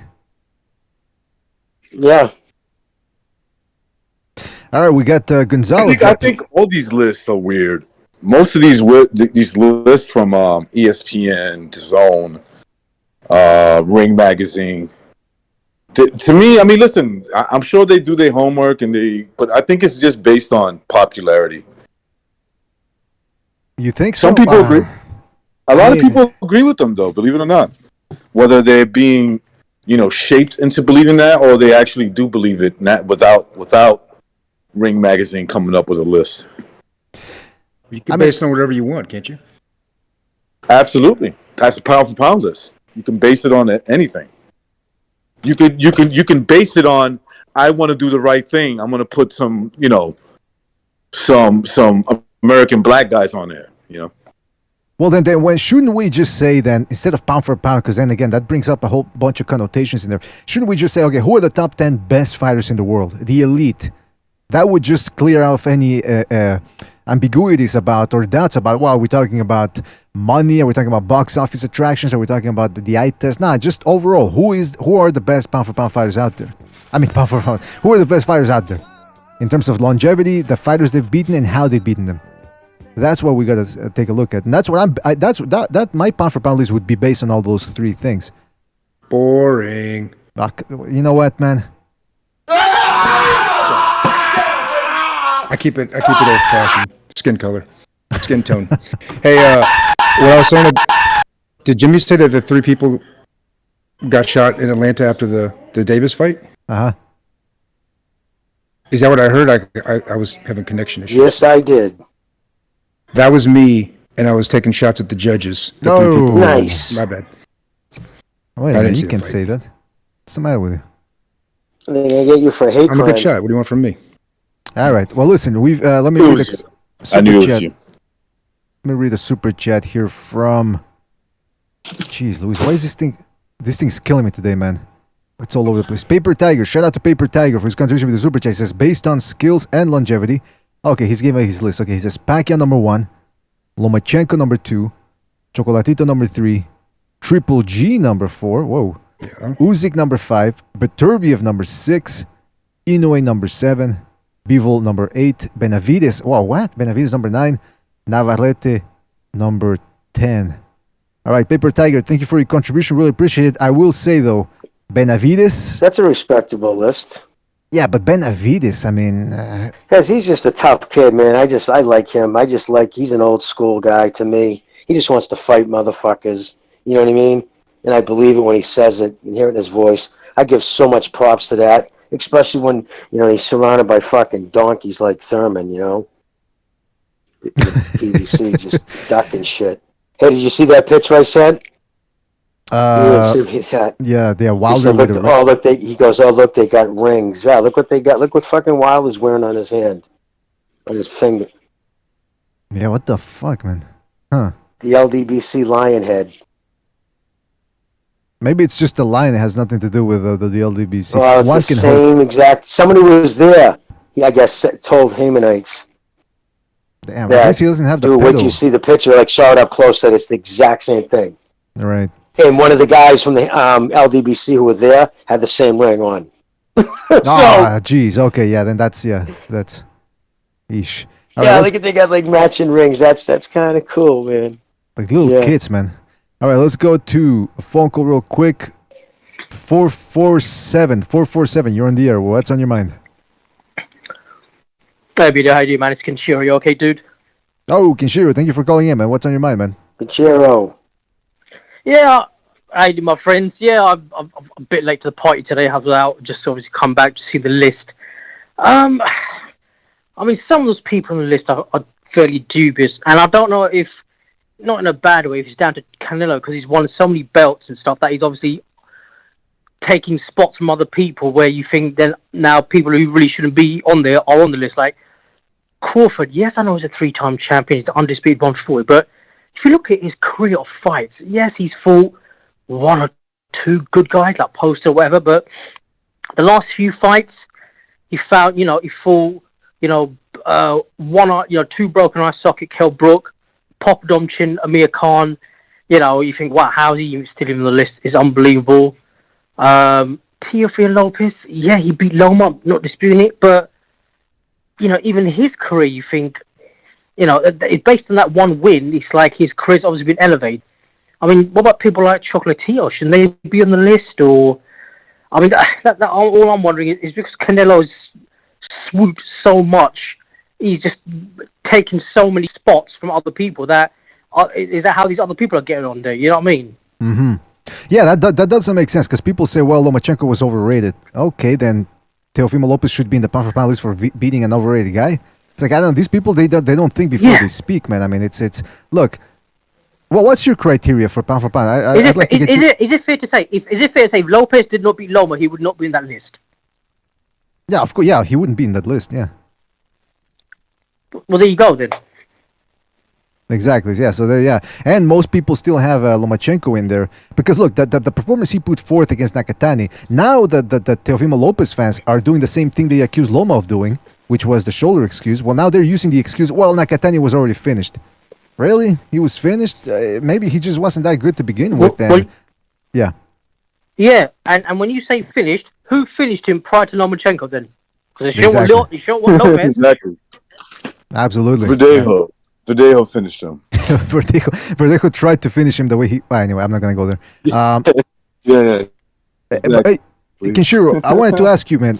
All right, so can you give us your pound for pound list, Kenshiro?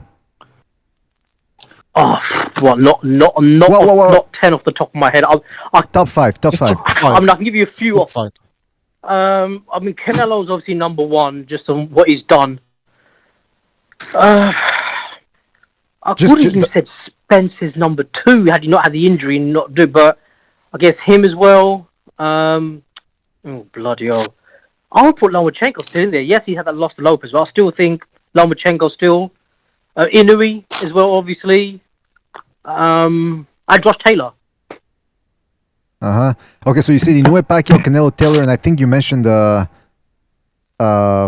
I think you said? Who did you say, the 5th one? Well, no, Chocolatito was in the very beginning I mentioned. I mean, in my 5, I guess, Spence.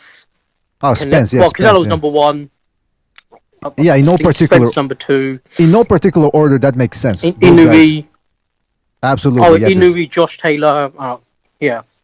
Yep. I agree, man. That's a good... nobody can deny that those guys are the best fighters in the world. Now, in what order you place them, I guess that's where... Yeah, and Lomachenko, I said. Yes, I put that up there. All right, well, listen, Kishiro, thank you for your call. We got to move on. Anything else before we move on? No. I mean, keep up the good work, guys, and stay safe, my friends, yeah? Thank you, man. You too. Enjoy your weekend. See you, guys. Yeah, I'm surprised he didn't say it's coming home. I'm surprised he didn't say it's coming home. See you, brother. Talking about the Euro Cup. I don't know if there's a delay between the callers and you guys. I don't know if there's a delay between the callers and you guys, but because I think that if you speak to them, there's a 2-second delay or something. I don't know. Just keep that in mind. What was I gonna say? Oh yeah. Okay, so now that's the other thing I wanted to ask you, because somebody said in the chat, did you guys hear about the Chris Colbert and Deontay Wilder situation? Chris Colbert is fighting this Saturday against the Mongolian dude who gave Gary Russell Jr. a lot of problems. Now, last I checked, Colbert didn't make weight, and he was on his 2nd try, I believe. Let me just check if he did make weight. Wow, they're going to crucify him. He's now public enemy with them motherfuckers, boy. Well, he did make weight. He made weight on the 2nd attempt, yes. LDBC is training. I forgot to tell you, they're training in case something pops off. Jimmy said that. Is that true, Jimmy? Yes. Yeah. No, yes. Ottman actually, he was putting up all kinds, and he was retweeting shit. All these dudes were like fucking training for Wilder, they said. That was like the hashtag. Yeah, no, it's kind of weird, man. That's insane, man. That's insane. Well, they're making it, I mean, dude, right before, listen, All right, I don't give a fuck who gets offended by this, because if they get offended by it, they're getting offended with the wrong person. What would possess Deontay Wilder to fucking say what he did in that? I think he started out with fucking Ellie Sepper, but when he was interviewed after the press conference, I think it was at the press, and he said, someone asked why you always bring a race up into it. And he's like, oh, they asked that. And so, what do you mean? Race is always everything. And he starts just rambling on these. And he brings up, he actually said, and go, what do you think? Black babies ain't being fed to alligators for their skins? Whoa, wait. He actually said that during the interview? So he said that in an interview. So I'm sitting there, I'm like, okay, I've been around this game long enough. These motherfuckers, and I've never, that's so much grosser than anything Mike Tyson ever said. That's an urban legend. That slave traders, I don't know, somebody started down in Louisiana that, what it was honestly, it all started from this. Yes, some slaves, and it was William Ellison who did it, when his slaves died, he wouldn't bury them, he fed them to the pigs. Oh. From that, it just grew into, they were feeding baby to alligators. So, if you know anything about hunting alligators, it doesn't make any sense. Loud noises, human making a baby crying would scare the thing. They go off the scent. It's ridiculous. Never mind the fact, if you want to look at it pragmatically, it's so stupid that a slave baby would be worth $100 and a $2 fucking alligator skin. They wouldn't do that. It's so grotesquely, obviously wrong. But he actually said that as the heavyweight champion of the world. Racism, dude, black babies being fed to alligators to catch alligator skins. And then went on about how a black man can, he wants he works, but a white man who just starts gets the raise and he doesn't. I'm like, what does he think this is, 1943? It's like this shit he's saying, and it's like, why is he saying this? It's just like, why would you sit there and talk about your guy you're fighting is the people who fed black babies to alligators? Oh, there's always been gator hate. Let's just be honest. But what would be the premise behind that? How sick is that? How stupid did he would have to not even realize? Goes to show he knows nothing of his own history. That's just a debunked, disgusting, vile urban legend. But he's actually saying that to a fucking reporter. And the news media, I'm sorry, in this country, covering boxing's weak. How come they're not calling that motherfucker out for shit like that? Man, someone should be approaching, calling the PBC. Why would your fighter say that? Why would he be talking about white people feeding babies to fucking black babies to alligators? I'm surprised Deontay Wilder didn't bring up buck breaking. I was expecting him. He's going to probably say that. Yeah, he's probably going to save that up. Doesn't have it accurate. Yeah. Probably going to save that for the pre-fight, right? Just to let you know, they're still training as we speak. They're training right now. Good for them, man. Yeah, listen, we got audio from it. Ready?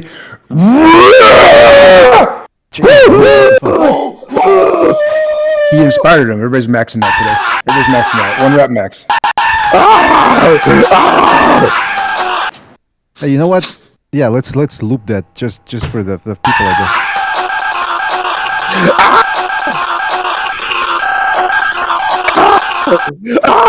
Just, what the fuck?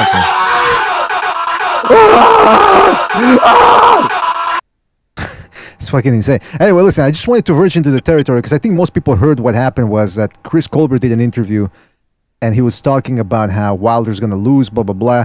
And the interviewer was like, but come on, he's got a new trainer. The guy goes, doesn't matter. Yeah, but didn't you see him in the pads? It doesn't matter. Yeah, but this and that and that and that. That's from the boxing voice.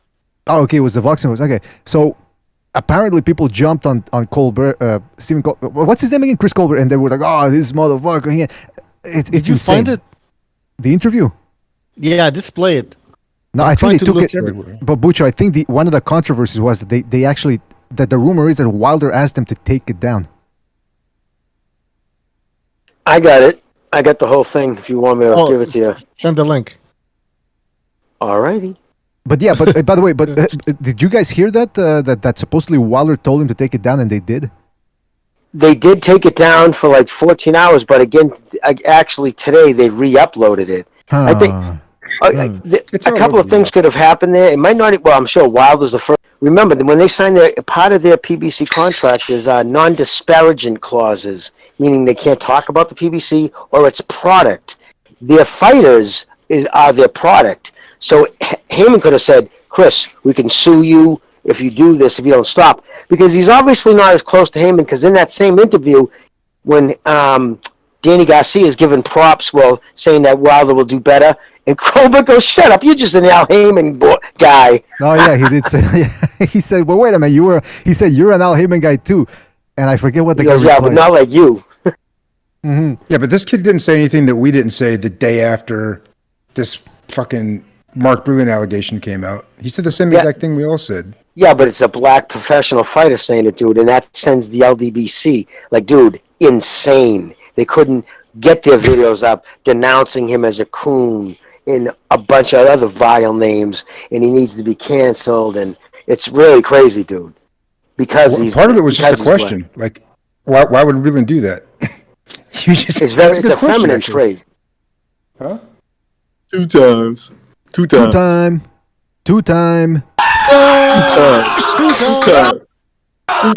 only gonna bench this one time. And then I'm gonna go.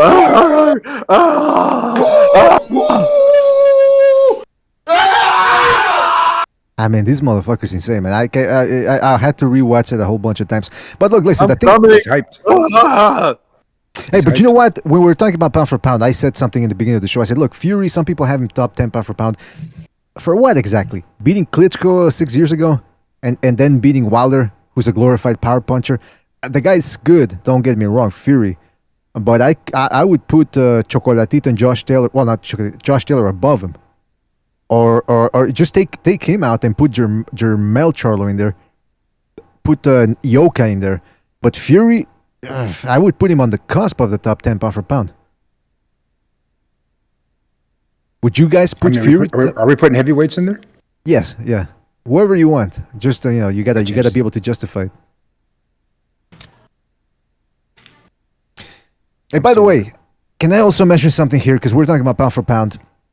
And one caller made a good point about, well, if Lopez hadn't beaten Lomachenko, would he beat top 10? And of course, look, he beat him, so we can't say, well, if he would have, shouldn't have. I don't know if you guys caught this, that Punch Drunk was doing a stream last night, and Teofimo Lopez Sr. jumped in again.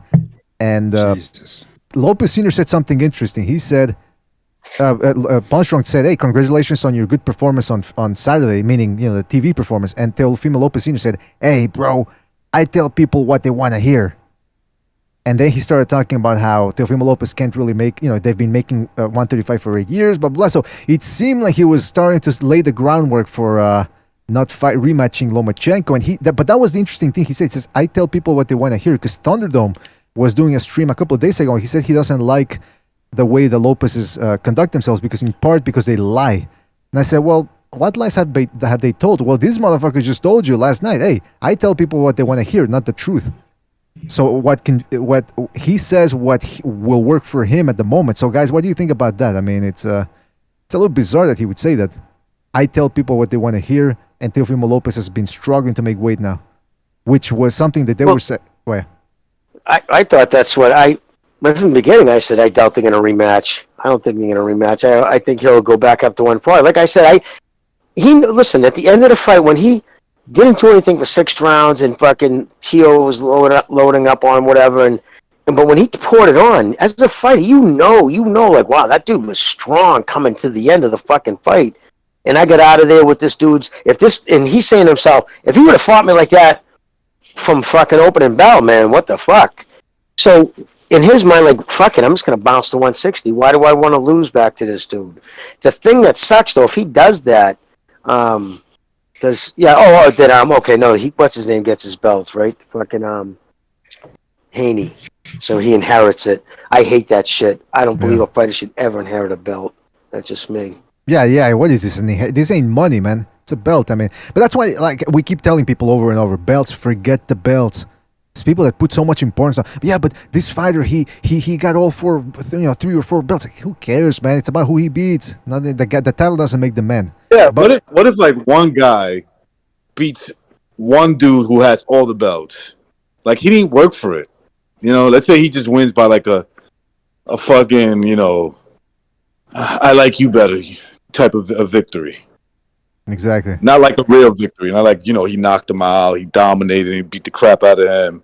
No, it was just like the guy had a bad day and you were just there to not make mistakes. Are you pound for pound the best fighter? No, exactly. Of course you're not. Of course you're not. I mean, case in point, Terence Crawford, right? That's what we were saying earlier. Okay, he unified 140, but who did he beat? Okay, Felix Diaz Jr., Postal, which is his best win in the last 5-6 years, Indongo, and that was it, right? I think. Pretty much. Yeah. Indongo. Yeah, I mean, his names are not that great. I mean, you want to put Delorme in there? Okay. I mean, still not that good. Exactly. I mean, I'm telling you, man, that's why what Taylor did at 140, look at the guys he beat, undefeated guys, power punchers, quick fighters. And you see how the fights were competitive, right? Mm-hmm. He didn't go in there and blow these guys out. He had competitive fights with these guys. Well, that's what Terence Crawford looked like he was trying to avoid. And it seems like that's what he's trying to avoid till this day. Till this day. I also wanted to bring something forward here because, again, in regards to the Lopez situation, the Lopez-Lomachenko rematch, again, don't forget, they're saying that Teofimo Lopez is sick, but on Saturday, Teofimo Lopez Sr. said, no, he's 100%. Now he's saying, well, I tell people what they want to hear. Okay, so you're lying then. Again, right. I don't understand. But yeah. BJ, I'm sorry. Didn't someone say, I don't know who it was, I think it might have been a caller that called in and said Teofimo Lopez was seen hanging out with Berlanga. Yeah. Yep, Berlanga. I mean, which one is it? You're hanging out with Berlanga or you're quarantined because you got the most dangerous fucking virus in the world, right? Like, shouldn't you be quarantined? Yeah, shouldn't you be quarantined and taking a whole bunch of jabs, as they say in the medical community? And the other thing is that's a rumor, though, so I can't go with that yet. But I haven't seen it, but that's what I heard. Here's the other thing that Lopez Sr. said in that interview. He said, all these fighters, they're in it for the money, we in it for the legacy, baby. And I'm thinking, is that what you're taking on kombucha? And you're still, now they're committed to fighting kombucha because they did that deal with Triller. But then people have said it before. His fans, they say, well, he deserves to get paid, blah blah blah. Okay, so it's for the money then. It's not for the legacy. Because look at all the hoops that they're putting forward, all the obstacles just to make a simple rematch against Lomachenko. He deserves to get paid. Was he not getting paid before this? Exactly. Was he doing it for free? Yeah. So, like when I hear this nonsense, well, he deserves to get paid. What does that mean exactly? Should he be, So in other words, what you're saying is if they can't give him what he wants, he shouldn't fight? Exactly, yeah. And again, people are going to say, oh, well, if he moves up to 140, that doesn't mean, without rematching Lomachenko, it doesn't mean that he avoided him. Okay, let's go with that. But it's hard to, what I'm trying to get at it, it's hard to gauge what exactly is going on because they're lying. They say one thing and then they do another thing and then they say another thing. So we don't know if he's actually making weight. We don't know if he's fake, if he's having trouble making weight. I mean, it's a big mess. Teofimo's a 23-year-old kid. He's a big fucking 23-year-old kid. But he's 23 years old. He went in there. He fought Lomachenko.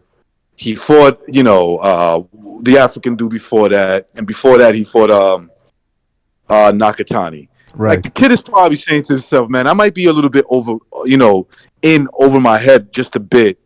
Going in there against Lomachenko again. Don't make up excuses. That's what it really is.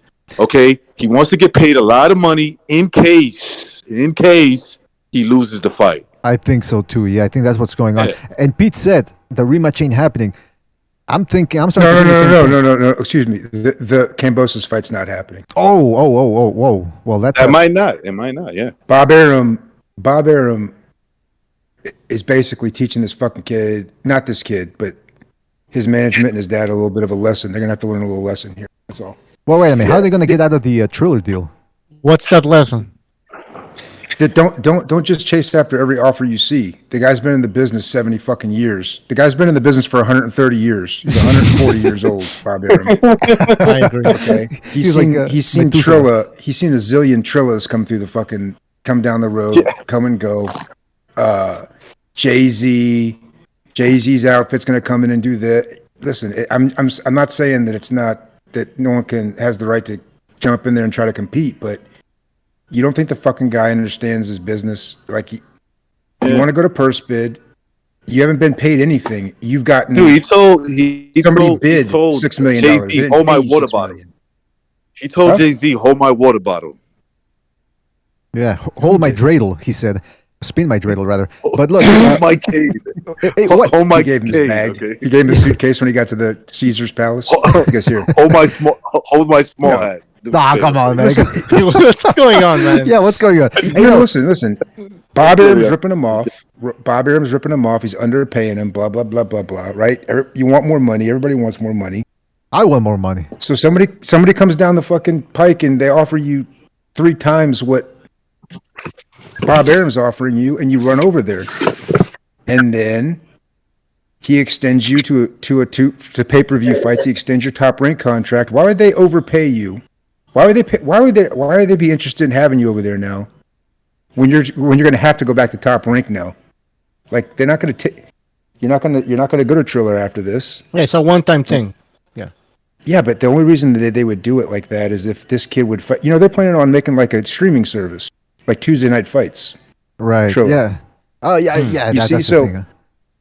They might overpay you up front to woo you away from Top Rank, right? But then you're going to go and extend with Top Rank because that they overbid on you. You're not going to commit to them. You actually committed with Top Rank now. The fight's not going to happen. It's just not going to happen. Whoa! Well, that's insane. That's insane that if it doesn't happen, because then he essentially wasted almost a whole year. You just waste everybody's time. Yeah. It's like I said. People like this in life, right? There's always like a better thing, a better job, and this guy they're offering me more money. They're offering me more money. Sit tight, man. You know what I mean? Like they're just offering. They're just talking numbers in the air. They're just yelling out numbers. What the fuck? That's a good point. Yeah, they're just throwing out numbers there, and people get infatuated by that too, right? Like if they tell hey, 5 million guarantee, ooh, or like 2 mil up front, ooh, these people their eyes light up. They say, yeah, sure, let me get that money. I don't know if you mentioned Jay-Z. That was Jay-Z. There was 50 Cent in the last couple of years. Who else am I? They come and gone. Who else was somebody? I was reading a book about this guy. Go push my luggage. Go push my luggage into my limo. Oh. Who are you talking to? I mean, no offense, but I mean, shit. You don't think the guy knows his business after this long? Like, he doesn't know what to bid. Like what to bid. It's like when the bid comes in 3 times high, 3x times the highest bid. Something's up, right? How rich is a guy like Bob Arum? Let's think about that for a second. He's been doing this since he was 2. He didn't make any money bidding 3x the highest bid, right? He didn't. His net worth is $300 million. 300 million. That's his net worth. That's what he wants you to know about. Yeah. Okay. Regardless, he ain't sucked a dick for beer money. Put it that way. Hey, Jimmy, what happened to America Presents? His father's. He got no. Oh, sorry. What happened, Jimmy? Do you remember America Presents? What's that? What happened to what? You remember America Presents? No. The promotional entity. TV show? No, it was a promotional company. America Oh, Presents. shit me, dude. In my lifetime, listen, Steve Kim put it the best. The desert is strewn with the bodies of fucking promotional companies. You know what I mean? Guys come in, throw a bunch of money. Even Donald Trump did it at one time. Yeah, he tried. Like, he got into it, but that's actually what set off his major fucking beef with Donald Trump, because Trump stiffed him and Duva for $2.5 million. Left him holding the bag, said, "Sue me." So yeah, that's why fucking sue me. He got his desert. He also gets to shit on Heyman at the same time, doesn't he? Isn't Kambosos a Heyman fighter? I could have been the greatest promoter. Wait. I don't think so. No, I don't think Kombucha's a Al Heyman fight. I think he's from Australia, right? I'll make boxing great again. Yes, he's Australian. He could have really sold a company that Donald Trump. Let's make boxing great again. Damn, boy, that sounds great. Well, not for nothing, man, but we often hear people saying, boxing nowadays, people, blah, blah, blah. And we mentioned that a little bit, that fighters, the top 10 guys or the top 20, they don't fight as much anymore. But I gotta say, and I will reiterate it, these last 6 months have been pretty good when it comes to boxing. I mean, just look at the fights we've had. Oscar Valdez-Burchelt, we had Chocolatito Estrada 3, Canelo fought Billy Joe Saunders. We had Ramirez versus Taylor, just to name a few. Those are pretty There's good. good fighters, BDA. There's good fighters in every generation. There's bullshit that happens in every generation too. There's a lot of these guys that never get to fight each other. What's going on today is that it's more publicized, and these guys are waiting longer. Like Earl Spence and Terrence Crawford, the latest they would have went was in their late 20s, right? They would have been like, okay, you guys are in your late 20s now. Let's cut the shit. Let's fight. Or in their early 30s. Now you got one guy who's 33 going on 34, and the other one's like 32. You know? Mm-hmm. He's saying in the last year, though. BDA saying just in the last year or so, we've gotten some pretty damn good fights, right? I agree. BDA? Well, yeah, I mean, and on top of that, the top fights that could be made. That there's a lot of potential out there for the fights that can be made. I mean, look at, like, for example, if Valdez and Tank Davis got their act together, especially Davis's side, and they said, you know what, go back to 130 and we'll fight Valdez. That would be a heck of a fight. Power puncher versus power puncher, quick hands, young, undefeated. I mean, but no, that's not going to happen. But we could still see. Or Valdez. if they would just say, thanks, stop waiting till, Loma is ready to collect SSI, right? Like, let's fight him now. But even then, there's still a bunch of good fights. Like just 130 with Top Rank. You got Jamal Herring, you got Shakur Stevenson, you got Oscar Valdez. Those are fights that, okay, they might not be the most entertaining, but I guarantee you that if those fights get made on fight week, we're going to be rubbing our hands going, ooh, we got Valdez versus Shakur Stevenson coming up. Or Shakur Stevenson versus Herring. You know, they're interesting fights that would captivate our attention.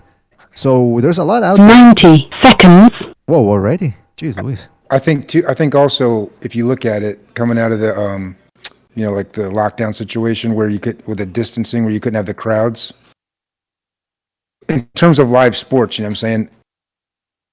Boxing and MMA were the two sports that you could actually, there's the least amount of overhead to set up an actual fight. You know, I mean, you really just need like a fucking aircraft hangar or something. You know, you need just a covered space with a ring in it. If there's going to be no crowd, you just bring the cameras in. It's not like a whole team traveling, across the country. And so really they had an opportunity to get in there first. Everybody was clamoring for sports, right? Mm-hmm. I mean, if you notice, that's the first thing that came back on the scene was combat sports, just one-on-one stuff. It's got the least amount of overhead to get it going. There's not you got a trainer and you got 3 judges, a referee, a little small team on each side, and if you're not going to have a crowd, then that's why I think we got those good fights. What are you laughing about? Was that funny?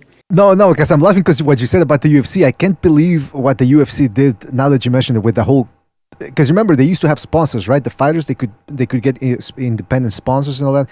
And then the UFC came aboard, said no more sponsors, and you gotta wear the trunks we give you. So they lost a lot of income on that. Whereas in boxing, not only do you get paid more if you play your cards right, you can also still get sponsored by whoever you want. Well, even who wasn't somebody getting sponsored by a condom company or like a dildo company or something? De La Hoya. no. He was getting sponsored by a spatula company, I think, right? Yeah, exactly. Utensils, kitchenware. Oh, jeez. Bed Bath and Beyond. Yeah. I mean, listen, when you got, they're going towards a different, like a uniform model over there. I don't know. I don't like it. It's a little fucking. I mean, who cares? But I think Reebok cuts them a big check to wear Reebok, and they disperse that out. You'll get $10 a piece. Don't worry about it. That's right.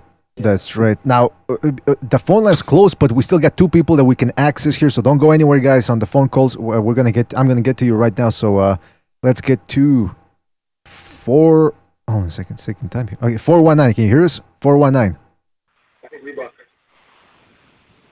Hey, what's going on, BJ? Oh, T-Tone. How you doing, man? Oh, it's T-Tone. Hey, heck yeah, what's up, man? Hey, coming to give my opinion on the pound for pound list. Absolutely. Oh, because Canelo. Hey, listening to the show, not having Canelo in the top 5, I come to put the other side on that. Go ahead, man. I didn't put him in my top 5. Can you hear me, BJ? Yeah, we can hear you, man. Can you hear us? BDA, tell him. I didn't put him in my top 5. See what he thinks. Okay, I'll tell him. Hey, look at pound for pound.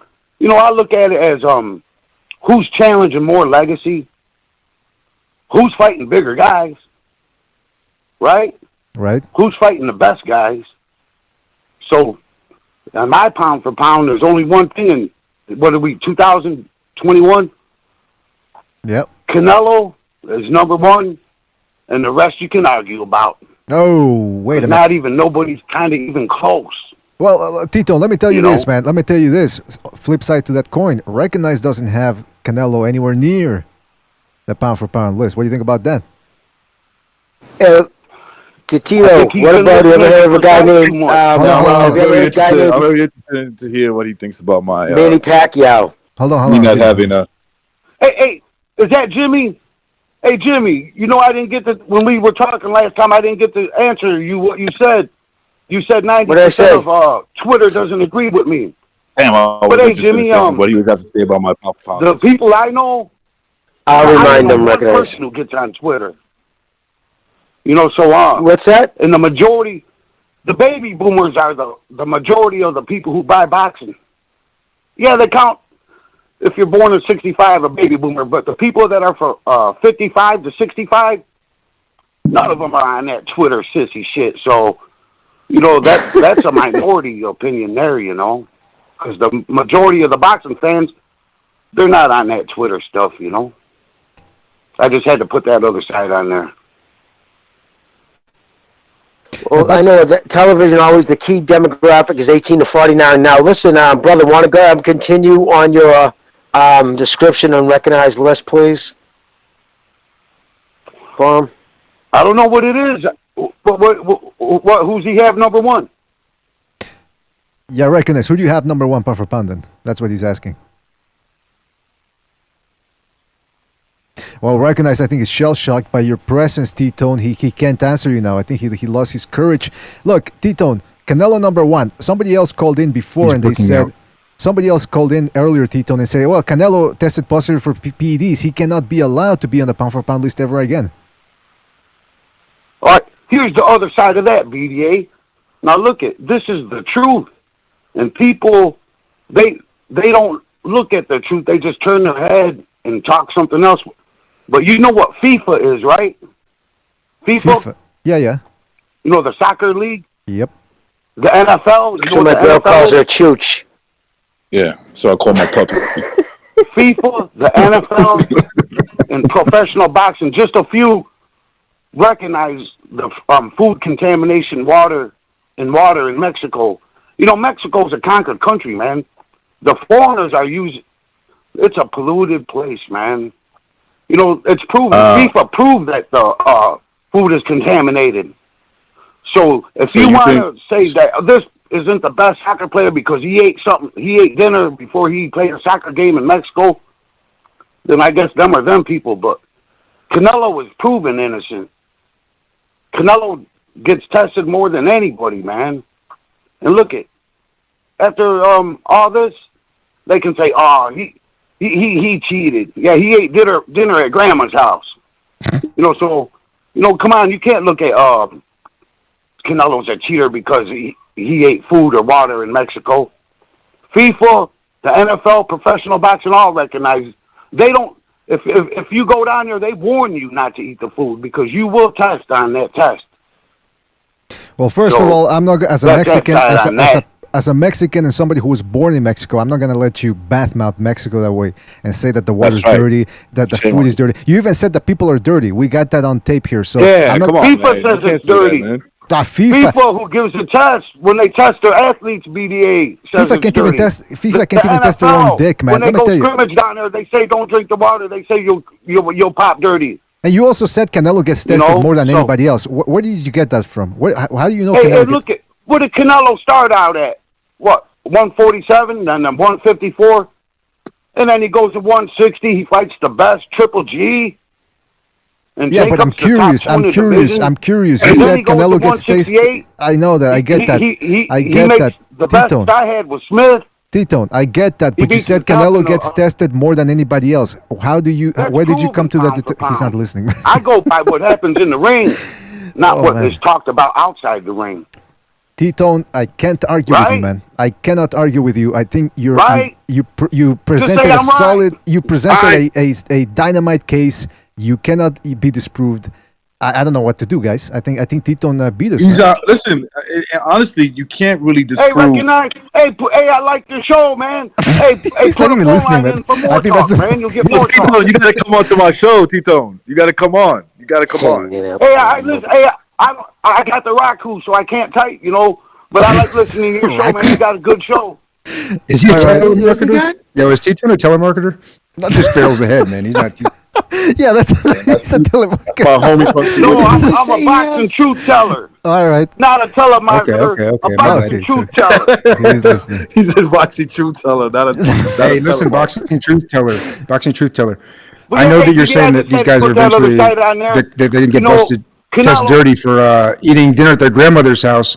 But who's Canelo's grandmother? Abuela Heredia.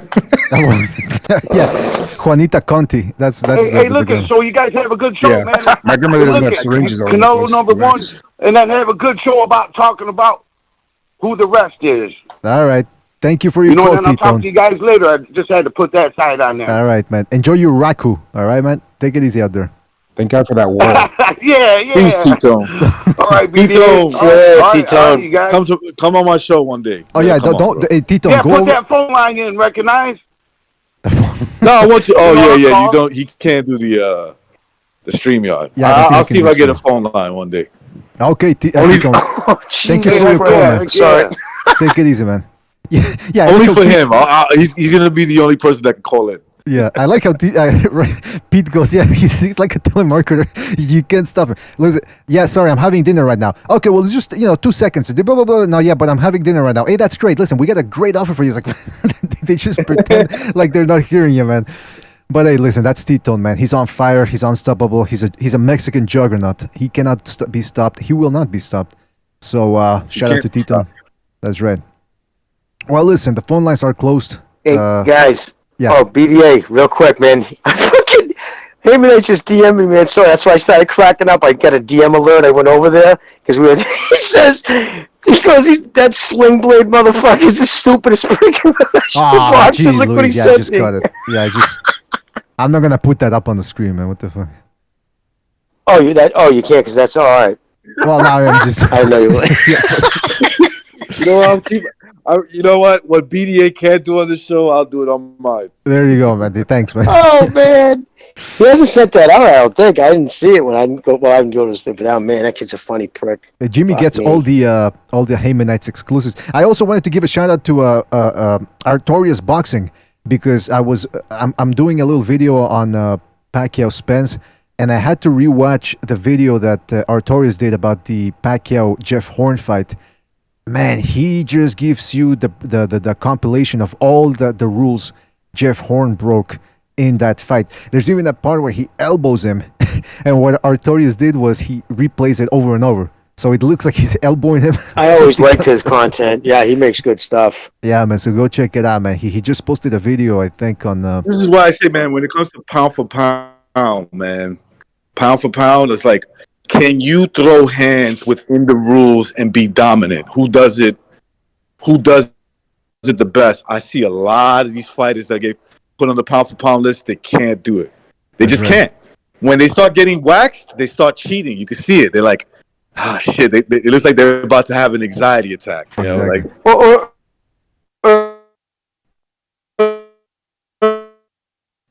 The fuck? Intrigue in his fights.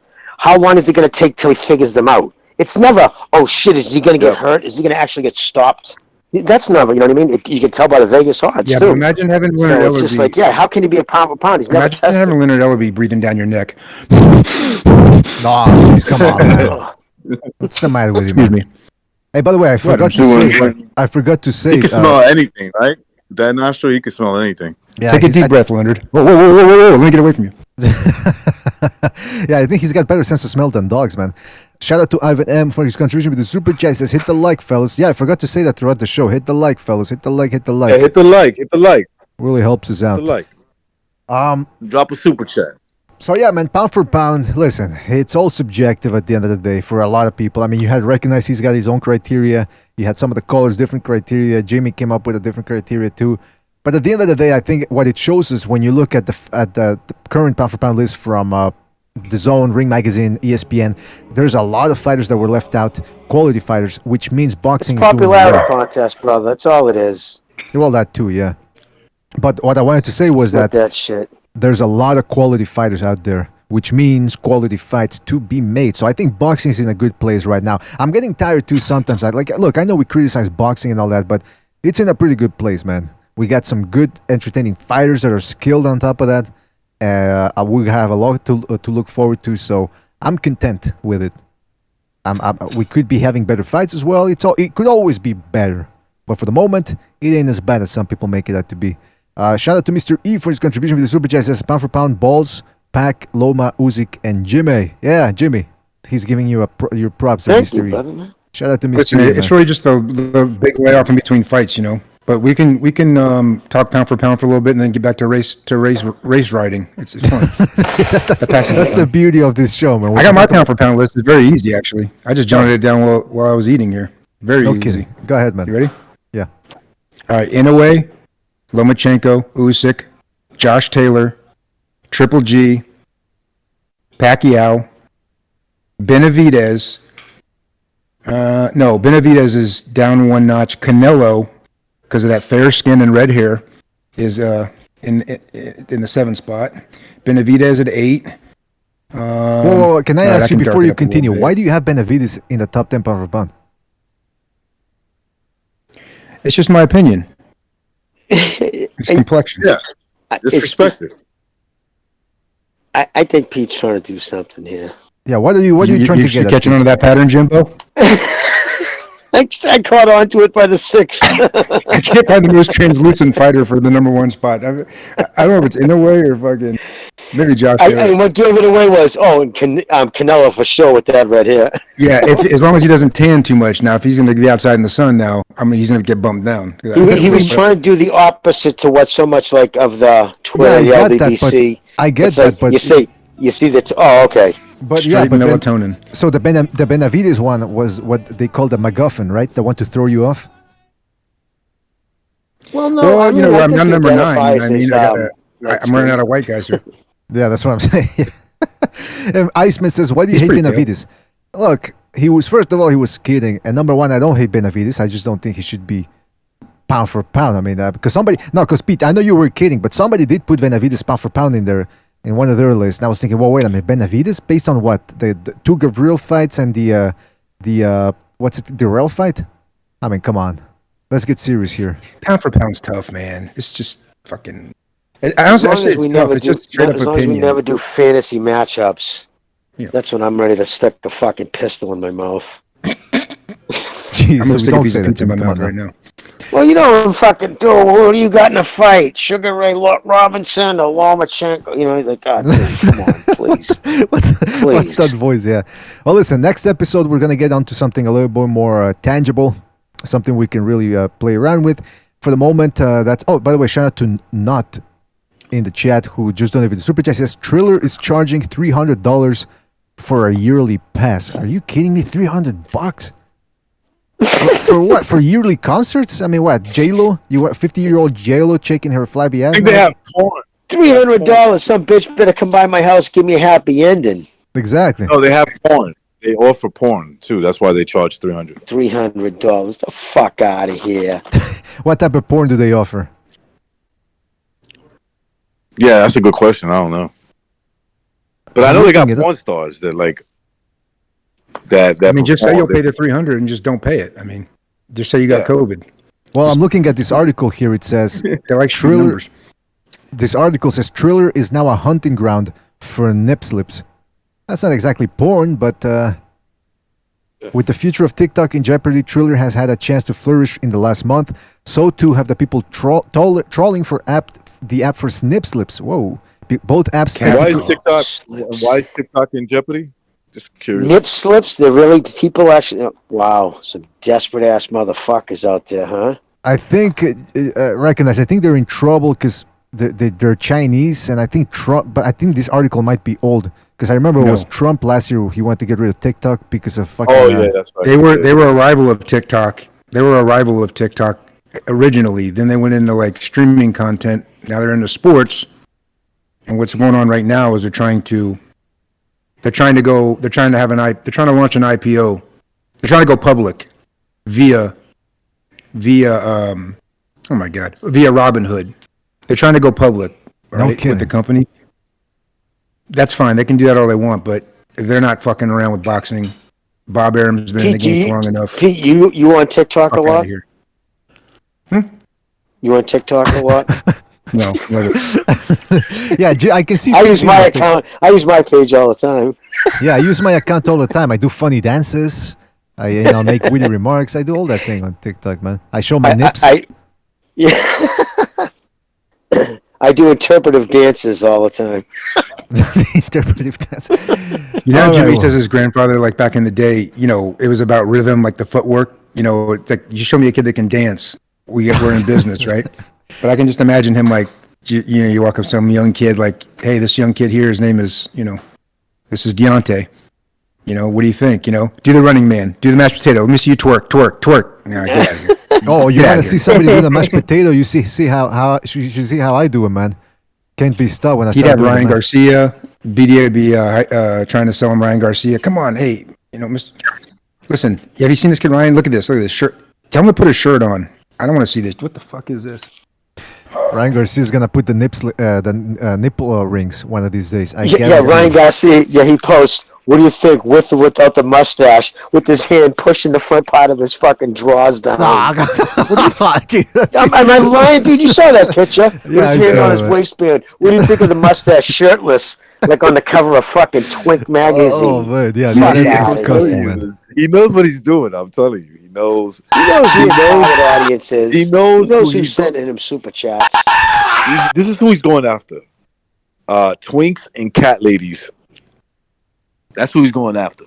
I think I don't think it's sending him $500,000 at a time. Jeez, Luis.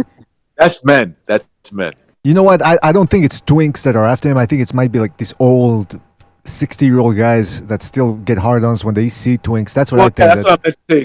No. You're right. It's these old pervs. Yeah. That Well, yeah. Oh no, dude. Without a doubt, it's million. Dude, he's a million. Listen, all the fucking even. When I lived in Miami, all the fucking prostitute guys all look like him. The reason being, a lot of these fucking old flamers like young kids. They like that young body. So he could be in his early 20s. No, it is what it is, dude. And he still looks like. Now, what's important is these millionaires can't get arrested. So they will pay these guys up. Like, you remember the dude who shot the fucking the Versace down there? He was one of those dudes. He was a twink boy. He was being passed around by millionaires all over the place till he hit like 26, did too many cocaine lines, started getting a few wrinkles, and they kicked him to the curb. That's why he got angry. You ever see? Yeah, he killed Versace. That's right. Absolutely, That's what happened.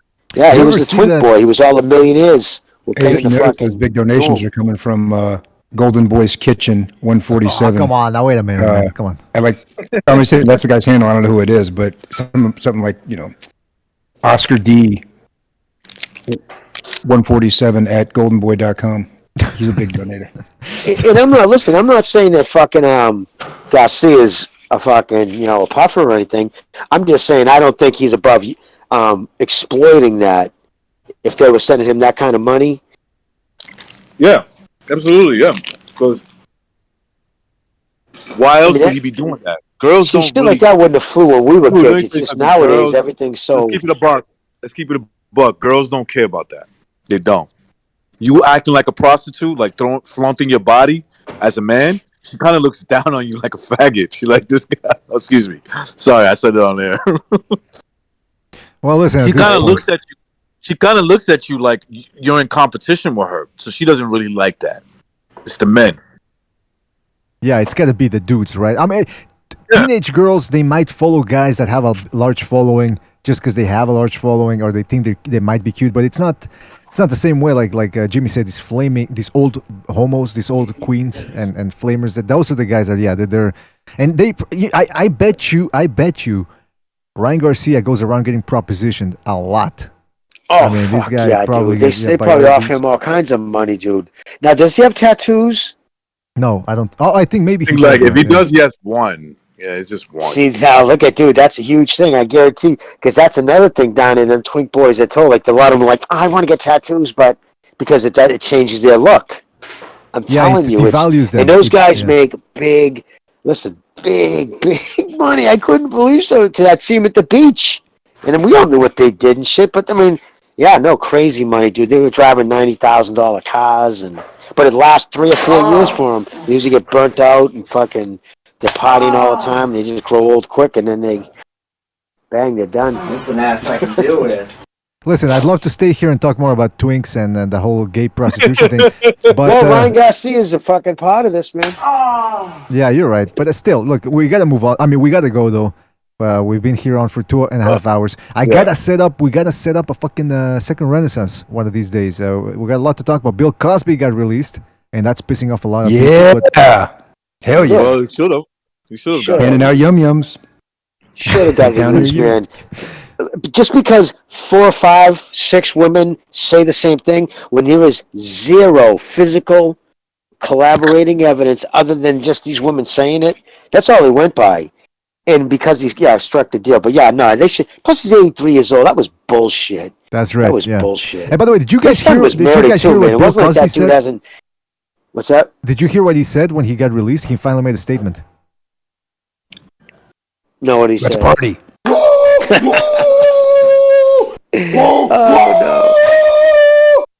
That was him hanging out with Tio Senior at the Top Rank card. That was him Saturday night next to. Remember something. His son was killed in the middle. Yeah, it was murdered, dude. It was killed in the middle of the highway in Los Angeles. Some fucking dude just ran up on him. Well, they wanted his tires. He was changing a flat tire, and they wanted to fucking jack his tires, and they shot an execution. Why didn't you say so? That excuses everything. Hey, maybe he gave Tio Senior some gummies, and he didn't even remember the whole. When Punch Drunk was asking him about it, yeah, maybe he was like, "I wasn't in Vegas. What are you talking about? No, when you're talking to Bob Arum, yeah, he woke up. I was in Miami this whole time.